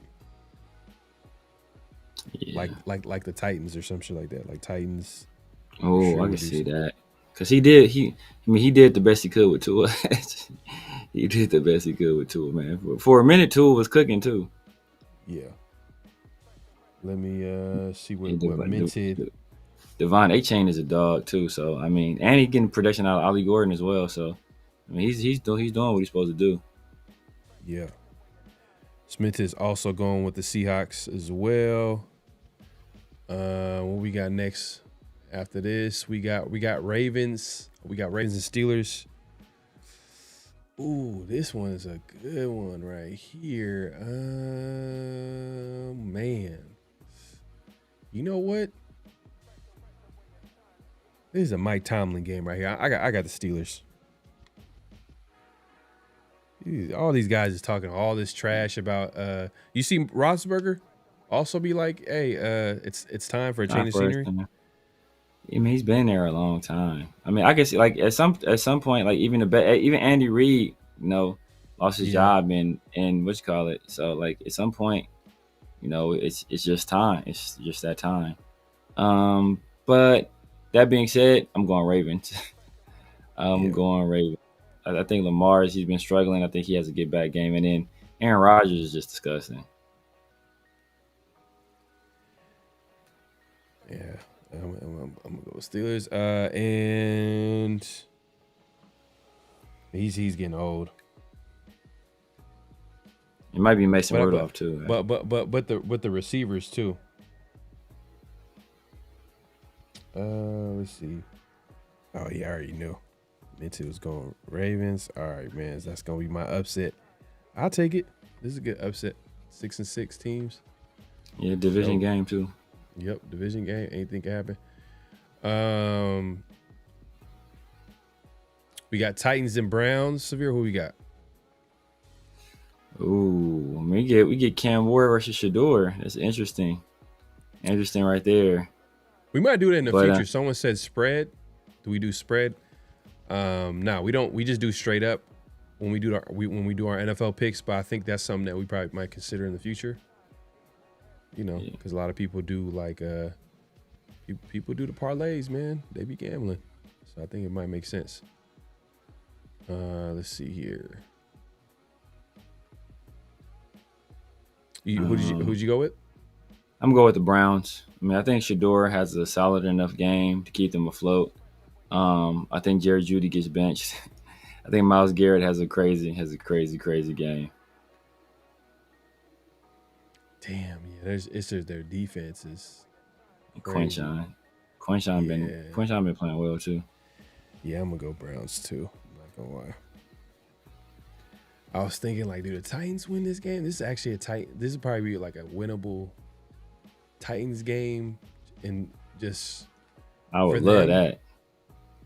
That's why I like. See, that's a little hope for me. You know what I mean? Just like because if the Raiders have number 1 pick, they don't have to trade up. They can do their best job of evaluating the best quarterback because you know the Raiders are going to draft the quarterback, and they get the best guy. Yeah. I couldn't name you a single player on the Titans offense outside of Cam Ward. Outside of Cam Ward. Man. And Cam, because Calvin Ridley's hurt. Chimdy Decay? Chimry Dyke? Oh, yeah, Chimry, yeah. His last name is not pronounced Dyke though. It's pronounced Dyke over here. Damn, man. It's like Decay or something like that, right? Like Decay, man. It's like Decay or something like that. Yeah, it's Dyke over here, man. His mama named him Clay. I'm calling Clay. Who did? Okay. Mint also went with Browns. Okay. Oh yeah, somebody said Tony Pollard. They still got Tony Pollard. Tony Pollard. They got Spears. They still got Tajay Spears or whatever. They still got Tajay Spears. Okay. They still got Tyler Lockett. They still got Tyler Lockett. I know, right? Oh man, that's so funny, man. That team decided to cut Tyler Lockett, but another trash team decided to pick up Tyler Lockett. I wonder who. Yeah. Why was that? Because of the coach. Yeah. Everybody's picking the Browns. Browns 4 sacks for the record. Okay. Yeah. Okay. Yeah, he is close to the record. Yeah, he's only 4 sacks away. Everybody's saying Browns. Yeah, man. Finn says pray for Cam. Yeah, man. Let's go. He's gonna have to. This is where you build your toughness in these types of games. Who's even their backup? I don't even know who their backup is because what's called is out. Will Levis out for the year. Yeah, I don't know. That's a good question. Browns got elite defense. I think the Titans are trying to tank. Yeah, you might be right. Cam's actually good friends with Sanders. Oh yeah. They had like those viral videos. Yeah. Yeah, they're close. Yeah. Browns defense can give more take. Yeah, Browns defense is pretty good, man. Their offense is just terrible. Yeah, as much as people talk about Stefanski, and I seen somewhere where like, oh, would he get an opportunity somewhere else? I think in my head like, damn, the Browns he hasn't figured it out. So what makes you think he's gonna come to the Raiders and figure it out? Man, he's won Coach of the Year twice. He won Coach of the Year, but like that's how like they respect him, but they look at the Browns as like, whew, terrible franchise. Like if you can win any type of games with them, like and that's where the Raiders are at. Just to let y'all know, man, the Raiders are all in the category of the Browns, Jaguars, but Jaguars as of late have been doing a little bit better than the Raiders, obviously. They're looking like they're going to complete for a playoff spot this year. Yeah, with number 1 receiver, Jacoby Myers. For years, Detroit Lions, until they turned it around. Yeah. But yeah, man, Browns for sure on this one. Let's go to the next game, Colts and Jaguars. Oh man, this one, this is a division showdown. I've been picking against the Colts lately. I think Colts win this one. Who you guys fear? Who man got? Let's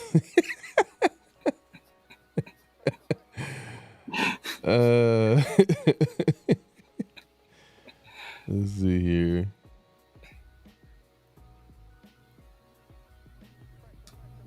You got the Jags. Yeah, the Jags. Damn. All right. Damn. Either way, it's not an upset. All right. Damn. I'm gonna go with the Colts then. I'm gonna go with the Colts. Oh man, got the upset. Okay. Let's see here. Let's see what chat. Let's see. We see got the Jags. I'm not mad at that. Kobe Myers been serving. Jags at home. People got the Jags.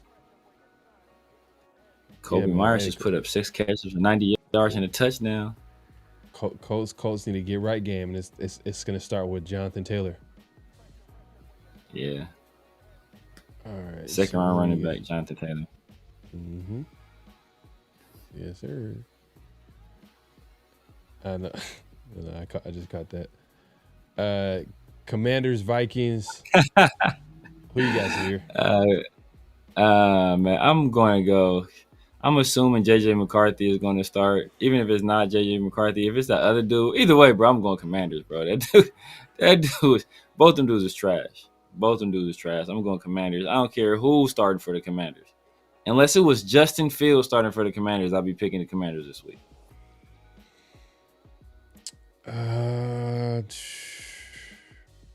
Is Jake Daniels? Is he out for the season? Is he out? I don't care. I do not care. You've seen the guys that play quarterback for the Vikings. I know. But when a team gets skunked like that, like 26-0, that means the following week they're gonna try to like play hella hard, and you know what I mean. And I would pick the other team, but the Commanders are 3-9. You know what I mean? Just like it makes it. They're not like the example of a good team. Damn, we got blown out by the Commanders, and they're 3-9. Yeah. They're 3-9. They're 3-9, and and Jaden Daniels wasn't playing. So for all that Jaden Daniels was healthy earlier in the season, he wasn't. He didn't play this game. Marcus Mariota. Yeah. Damn, that's wild, bro. What's Jeremy McNichols, former Boise State running back, ran all over us. Damn. Look, we beat the Patriots though. And what are they? Right. I'm gonna go Vikings. I think they're gonna find a way to bounce back from being skunked 26-0. You had the Commanders? I got the Commanders. All right. Let's see. This is one of those like it can toss up. I don't even know who's going. Yeah.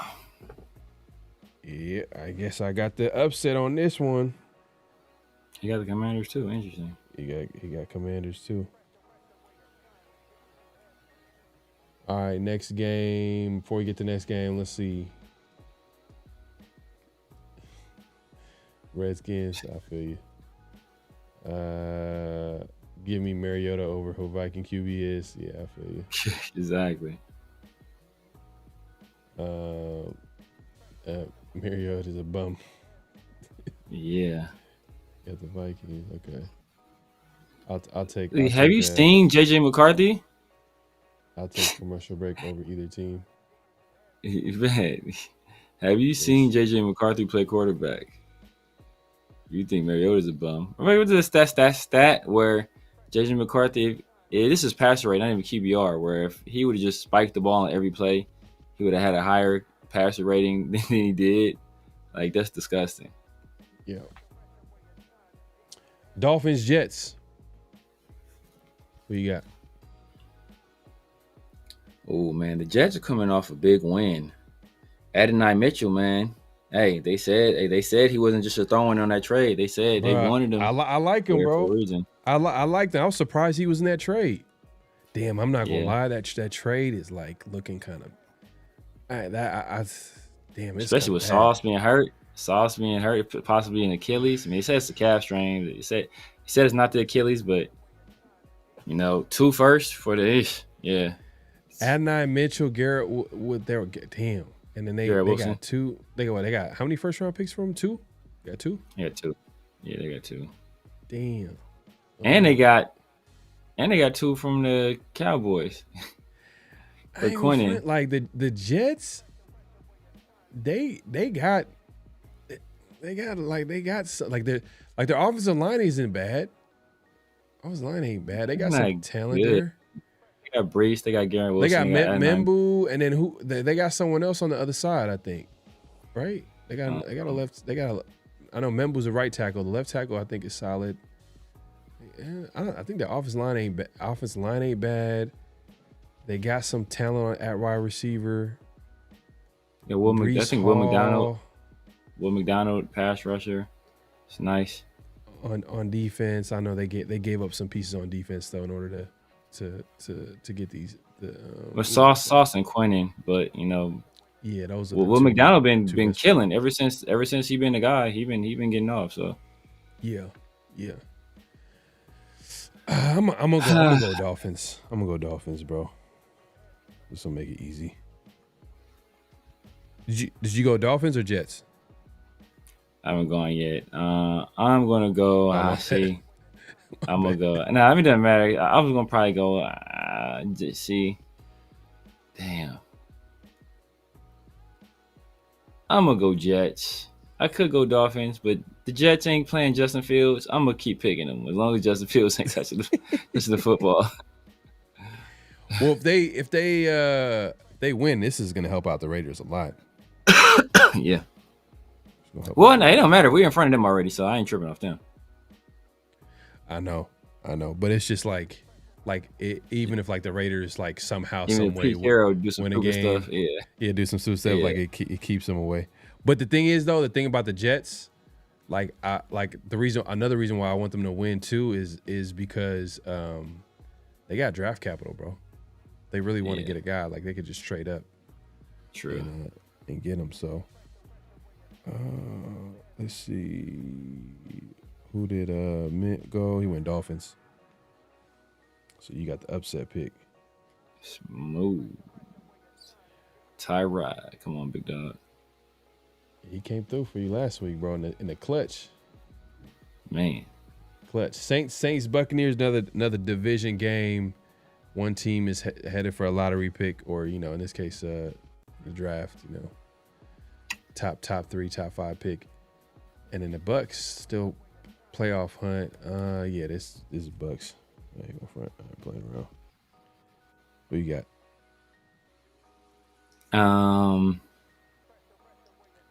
Hey, Tyler Show, man, he kind of been. Hey, look, even if he hadn't been, I think I might just go Saints, bro. At this point, I'm gonna finish last, or I'm gonna catch up. Oh, I ain't gonna catch man. So, but hey, I'll go with the division, but the Buccaneers, I'll take it. Chris Godwin back too, though. So I don't think there's any chance the Saints really. Well, there's like a small chance the Saints win, but we've been seeing some crazy upsets recently. This likely won't be one of them, but hey, let's see. Let's see. Damn, Mint went with the Saints. He went with the Saints? You lie. No, he going to damn Saints. He went Bucks. He would have been hella. I'm about to say he messing up my. I would have been mad as hell, bro. I would have exited the live, bro. Man. Don't even matter the rest of my picks, man. You pick for me. Fans like Bucks 23-13. Yeah, the Bucks should win, but I'm a get a little crazy. Yeah, Bucks. Oh, Mike Evans is back. Oh yeah, for sure. Oh, I know Godwin. I think Godwin played. Maybe it was Mike Evans. I thought Godwin played last week. Maybe it was Mike Evans. Okay. Everybody going with the Bucks on this one. Yeah, man. 2-10 team, man. That's what happens. We got Bengals and Bills. Who you got, Severe? Man, I think low key. Well, let me start with Minted's pick here. Minted, he went with the he went Bengals. I can see that. Joe Burrow's back. They won last game, but that's kind of the Ravens kind of low key gave it up. Lamar played pretty poorly. I think Sean McDermott, low key, I want to say he's coaching for his job immediately, but if he doesn't go into the playoffs and make a run, I think he's out of there. And man, I don't know. Probably not. It would be interesting if he gets fired, and if Tomlin gets fired, Tomlin goes to a team that plays in the cold. has a quarterback already there for him. Yeah. All he has to do is find a OC. He already doesn't have to worry about a quarterback anymore. I think, Tomlin gets fired, McDermott gets fired, Tomlin lands in Buffalo. Man, and Tomlin, if he had anything to do with getting receivers in Pittsburgh, oh yeah, that would be like heaven sent for Josh Allen, because they got. I'm not gonna lie, their receivers is nasty. Yeah, bro, it's questionable at best. Yeah, I'm gonna go Keon Bills. Coleman looked like a bus. Keon Coleman he looks like a bus. What's crazy is that Steve Smith said he would be he wasn't gonna be no good. So I think he said he wasn't gonna be no good. So it's crazy. Oh, he said he was not gonna be good? Oh, damn. Yeah. So that's crazy. But yeah, he also said Jack Best was a tight end. So yeah, but I'm going Bills in this one, man. Like I said, I think Sean McDermott, he low key coaching for his job, low key. Hey man, Jack Best should replace Michael Mayer since he doesn't play games. Might as well. At this point, Michael Mayer ain't doing a damn thing anyway, but getting hurt and not doing a damn thing on the field. So you got Bengals or Bills? I forgot. I'm gonna go Bills. Bills. Man. Damn. It's a Joe Burrow factor. That's what it is. Yeah, man. That's really what it is. Joe Burrow, and those weapons, man. That's what makes it like the Bengals. So like, if Joe Burrow can get if he can get it going early on, he can make it tough for you. So that's why I kind of hesitated too. But it's just the Bills. It's like, damn, if it gets into a high scoring, like, can they keep up with that? Do they have like the pieces on offense to do that? Only Josh Allen. Well, Josh Allen and what you call it, the runner James Cook. Yeah. And they got old boy Don Kincaid if he's healthy. But I'm gonna go Bills. Bills 8-14, but they Bengals is like the sneaky team because they're not really a 4-8 team with Burrow. Exactly. Out there, man, but it is what especially Jamar Chase and T Higgins. Yes, sir. All right. Next game. Do we have another game? Yep, we do. We got the two more.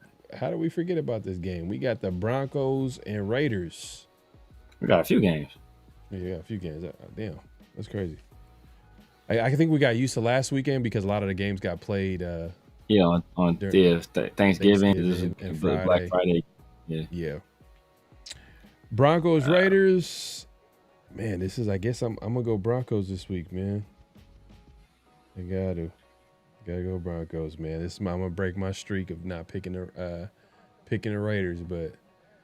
Man, they're just not a good football team, man. I can't trust them to win any games. I don't even know why I even picked them last week. I kind of bought into the Greg Olsen shit. I thought it was gonna be like the interim. I thought it was gonna be like the 1 weekend. Usually sometimes like teams go out and play extra. I remember like when the Saints like they fired their coach last year and the interim guy came in there and won a game. I think he might have won 2 in a row. It's like, yeah, man, the Saints. All they did was really mess him up on a quarterback, but. I am going to go. I know Mint is going to go Broncos. So, man, damn, man. Zach Allen's hurt. Let's see what Mint is going. He's going. Going Broncos. I already know he's going Broncos, but man, Broncos 2013. Score prediction. I'm gonna say.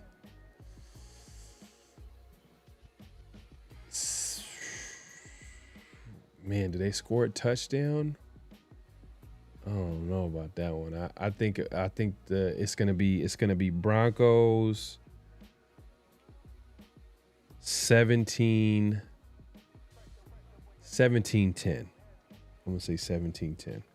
Broncos 17-10. Bent said Broncos 2013.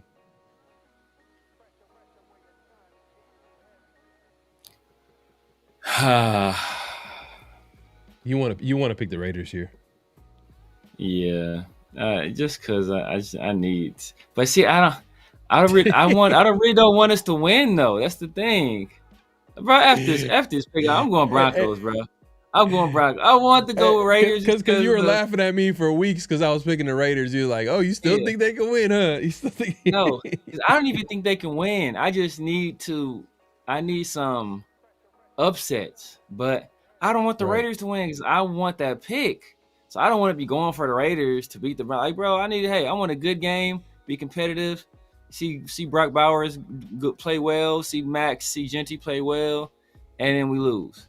And we keep our draft position intact. Hey, Finn, bro, we've been picking. I'll speak for myself. I've been picking the Raiders every week, bro. Every week. Every week. There's not a good football team.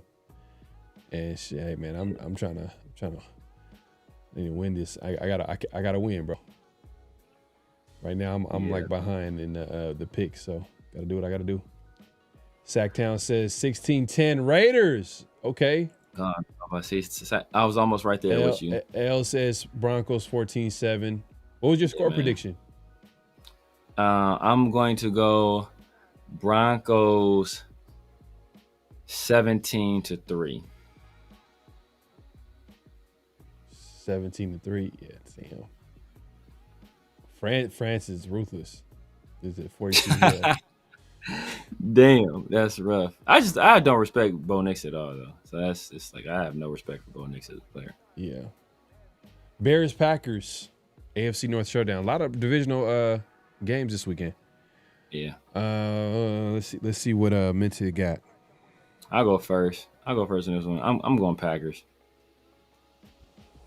Going Packers. I'm going Packers. Minted is going. He's going Bears.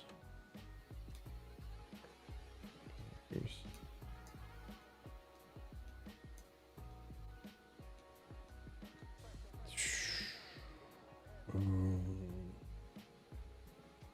me see. Yeah, I'm gonna go Packers on this one. I don't know why I don't trust the Bears.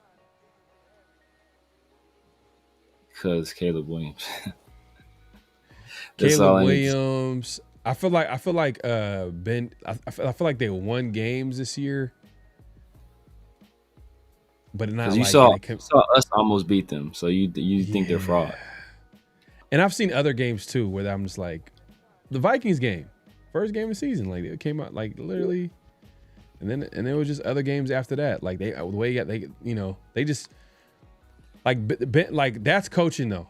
I'll say that's good coaching. Like he's maximized that team, especially the young players. They're not all the way there yet. Like Caleb Williams, he's not all the way there yet, but you can see the talent at some points, but. Like the fact that like he came in and like improved their run game like that. Obviously they got the talent, you know what I mean? They invested in like the interior offensive line. They brought guys in there, but like to his coaching though, like he came in there, he improved that run game. Like they're doing things. There's a dude on social media. He does a great job of breaking down the run game or breaking down like film. What's his name? With the white kid, kind of chubby. Bro, he's like the way he be hella passionate, like he's like the John Gruden of like offensive line play. Like he loves that shit. But let's see what the chat's talking about here. Let's see. Ben Johnson, LaFleur. You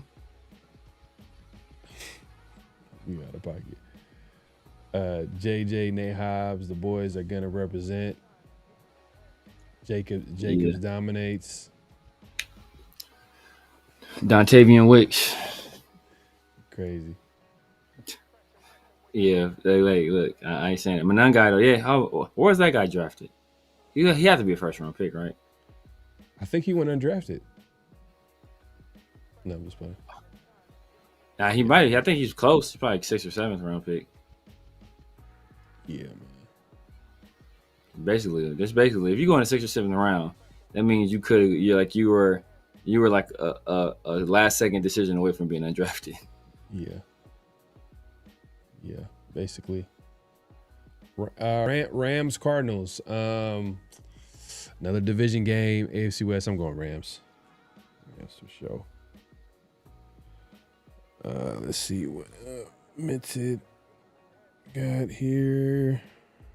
Minted also going Rams. Cool. This is something. This is a game I can get behind. Give me the Cardinals, baby. Give me Jacoby Brissett throwing for 425 yards. Right. Give me Jacoby Brissett throwing for 425 on 50 attempts. Ooh, this is a good one, man. Texans and Chief. Ooh, let me see here. Damn.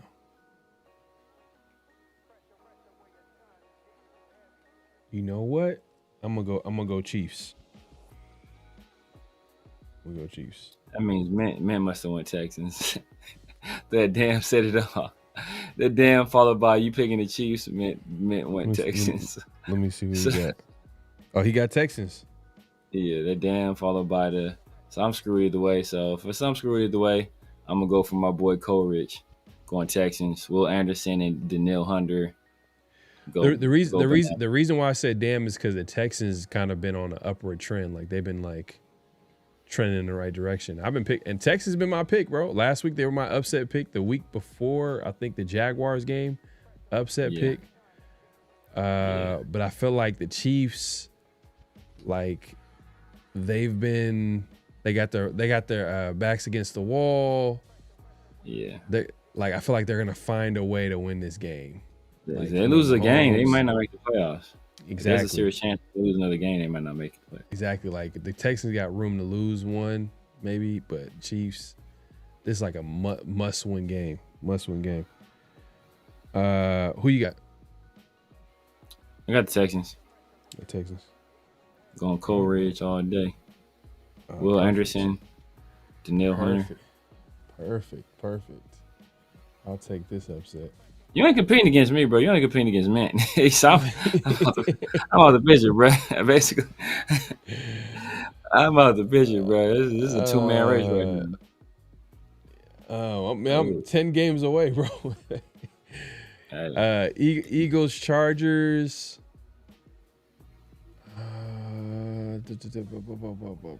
Eagles, Chargers. Damn, Eagles have been like kind of like they have a weird season. I'm gonna go Eagles.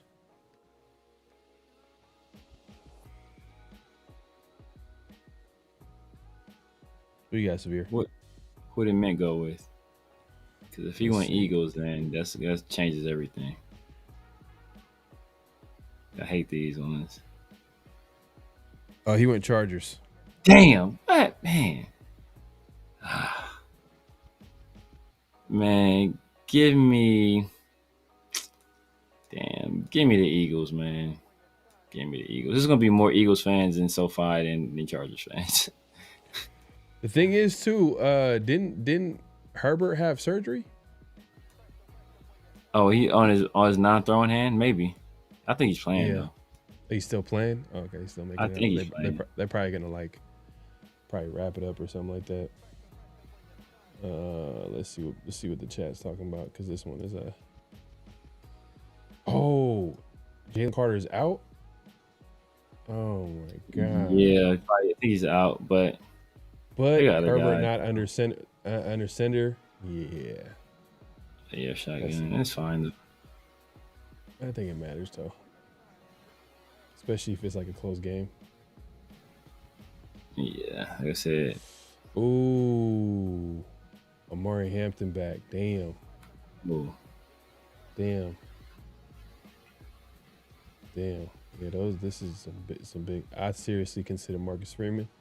Yeah, man. Hey, I'm not gonna lie. I wouldn't be mad at Marcus Freeman, the Chris Shulas, the Robert Salas, the Clint Kubiaks. You know what I mean? I would like Brian Flores, but I don't think Brian Flores would even take the Raiders out. I ain't messing with Marcus Freeman. If I'm going to do any college coach, it'll probably be Signetti. Okay. He's everywhere he's gone, he's won. Like everywhere he's gone, he's won. He's turned Indiana to like a powerhouse in like 2 years. And he's like a quarterback whisperer. He had Mendoza. Mendoza's in the Heisman conversation. He had Curtis Rourke was invited to the Heisman. Like he was a Heisman finalist last year. Like that's a good one. Signetti. That's a good one. I wonder what's his background. Has he coached in the pros or is it just mostly it's just college? It's college. I think all college. I think it's all college. I know he was coached at Bama for a while. He coached at Bama. I forgot where he went after. Then he was James Madison. I forgot where he was at before James Madison. But now obviously it's Indiana. Yeah. But yeah, that wraps up NFL picks. Appreciate everybody coming through. Make sure to clock in at this point, clock out, hit that like button, hit that subscribe button, hit that notification bell. Just a recap on the picks, upsets. I got the Steelers and Ravens. Mint got the Jags. I got the Vikings in the over the Commanders as an upset. Severe got the Jets over the Dolphins. Bengals by Mint over the Bills. I got the Saints. I got the Cardinals too. You got the Saints? Oh yeah, you got the Saints. Yeah, you got the Saints. I got the Cardinals. And you got the Cardinals. Yep. And Mint got the Bears. And he got the Chargers. Damn. We'll see. We'll see. Because I was looking at the. I don't know. Chargers don't really scare me. I was watching them. I was like, bro, like even though they won 31 to 13 or something like that, 31 to 14 against the Raiders. When I was watching the game, it didn't feel like the Colts, like the Colts and the Raiders. I felt like the Raiders were like, you know what I'm saying? Like it wasn't like that type of game. Like they were in control, but at the same time, like I didn't feel like they were like dominating to the point where like it's like, oh my God, like this Chargers team is so good. Like, yeah. But man, we appreciate everybody coming through at this point. Clock out, hit that like button, hit that subscribe button, hit that notification bell. Great show, great conversation. We back next week, 50-50 show. Also, back again around the Shield next Thursday, man. Definitely tune in. Hopefully, we'll have some more guests for y'all, and we'll chop it up and have a good conversation. Severe, if you want to let the people know where they can find you, what to look forward to, all that good stuff. Man, you guys know what it is, man. The Severe Raider here on YouTube, Snapchat, TikTok, X, IG, everywhere. The Severe Raider, man. Holla at your boy. Tuesdays and Thursdays with my dog PharoahNFL. Around the Shield and the 50-50 show. Obviously, Sundays and Wednesdays, I'm with my bros. Christian Protect the Shield and 805 Raider in the Raider War Room.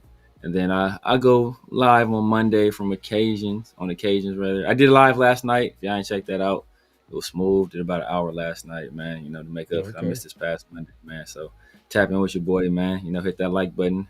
Make sure y'all hype the video as well. That helps us out a lot, man. So make sure y'all hype the video too. Yes, sir. Yes, sir. Yeah, man, we'll be back at it. Definitely give us a follow on Around the Shield on X and IG. So if you want the latest and greatest with the Raiders, news, memes, all that good stuff, man, you can find it there on IG and on X. Definitely give a follow. The Signetti's age concern you? How old is he? They think he's like 61, I think. 61, something like that. Ooh, yeah. But Marcus Freeman is younger, though. Marcus Freeman is super young, but yeah. I mean, I like I said, we just hired Pete Carroll, bro. You gotta talk to me about no age, bro. We hired Pete Carroll. He can coach a decade and be younger than Pete Carroll. I'm cool. Yeah, man. But yeah, now we appreciate everybody coming through, man. Great show. We'll be back at it again. I'm trying to think. I I 64. feel like I'm forgetting to say something. Yeah, man, I forgot I was gonna say something. I forgot, but lost my train of thought. But yeah, man, I think you'll say coaching is a bigger problem. Then you can finally come out and say it. You know, you've been thinking about it this whole time. I know what I was gonna say.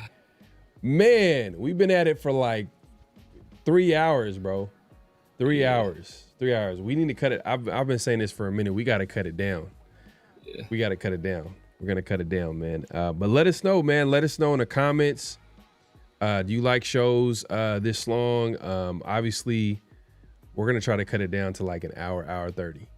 I think an hour 30 is a good like middle. Yeah, hour and 30. It's easier for people to watch the second time. People that don't watch like live, because live you don't notice how long it is. You know, like how long the show is. But like you see a video pop up that's 3 hours, you might be like, I don't know if I want to watch all that. That's 3 hours. Yeah, so it's easier. It's like, you know, you just on the road, at the gym, whatever the case may be, doing whatever you got going on. You can just have it in the background and enjoy the conversation. Obviously, also leave comments as well. We do read comments, so definitely leave comments. And like Severe said, hype the video. And they got all types of new stuff these days. Like they hype the video, hit the like button, hit the notification bell. Yeah, definitely leave comments. Let us know what your thoughts are. I know people are gonna watch the replay, so yeah, man, we appreciate everybody pulling up, man. Any last thoughts before we head out, Severe? Nah, man. Yes, man. As you just said, man, make sure you hit both channels, man. Hit the like button, hit the subscribe button, both those channels, man. I think I just crossed 1,600, man. So we're on the drive for 2K, man. Like, you know, like Chris Johnson, CJ 2K, baby. Let's make it happen. There you go. All right, man. We out of here. Peace. Just win, baby. Hello? You play to win the game. You don't play to just play it.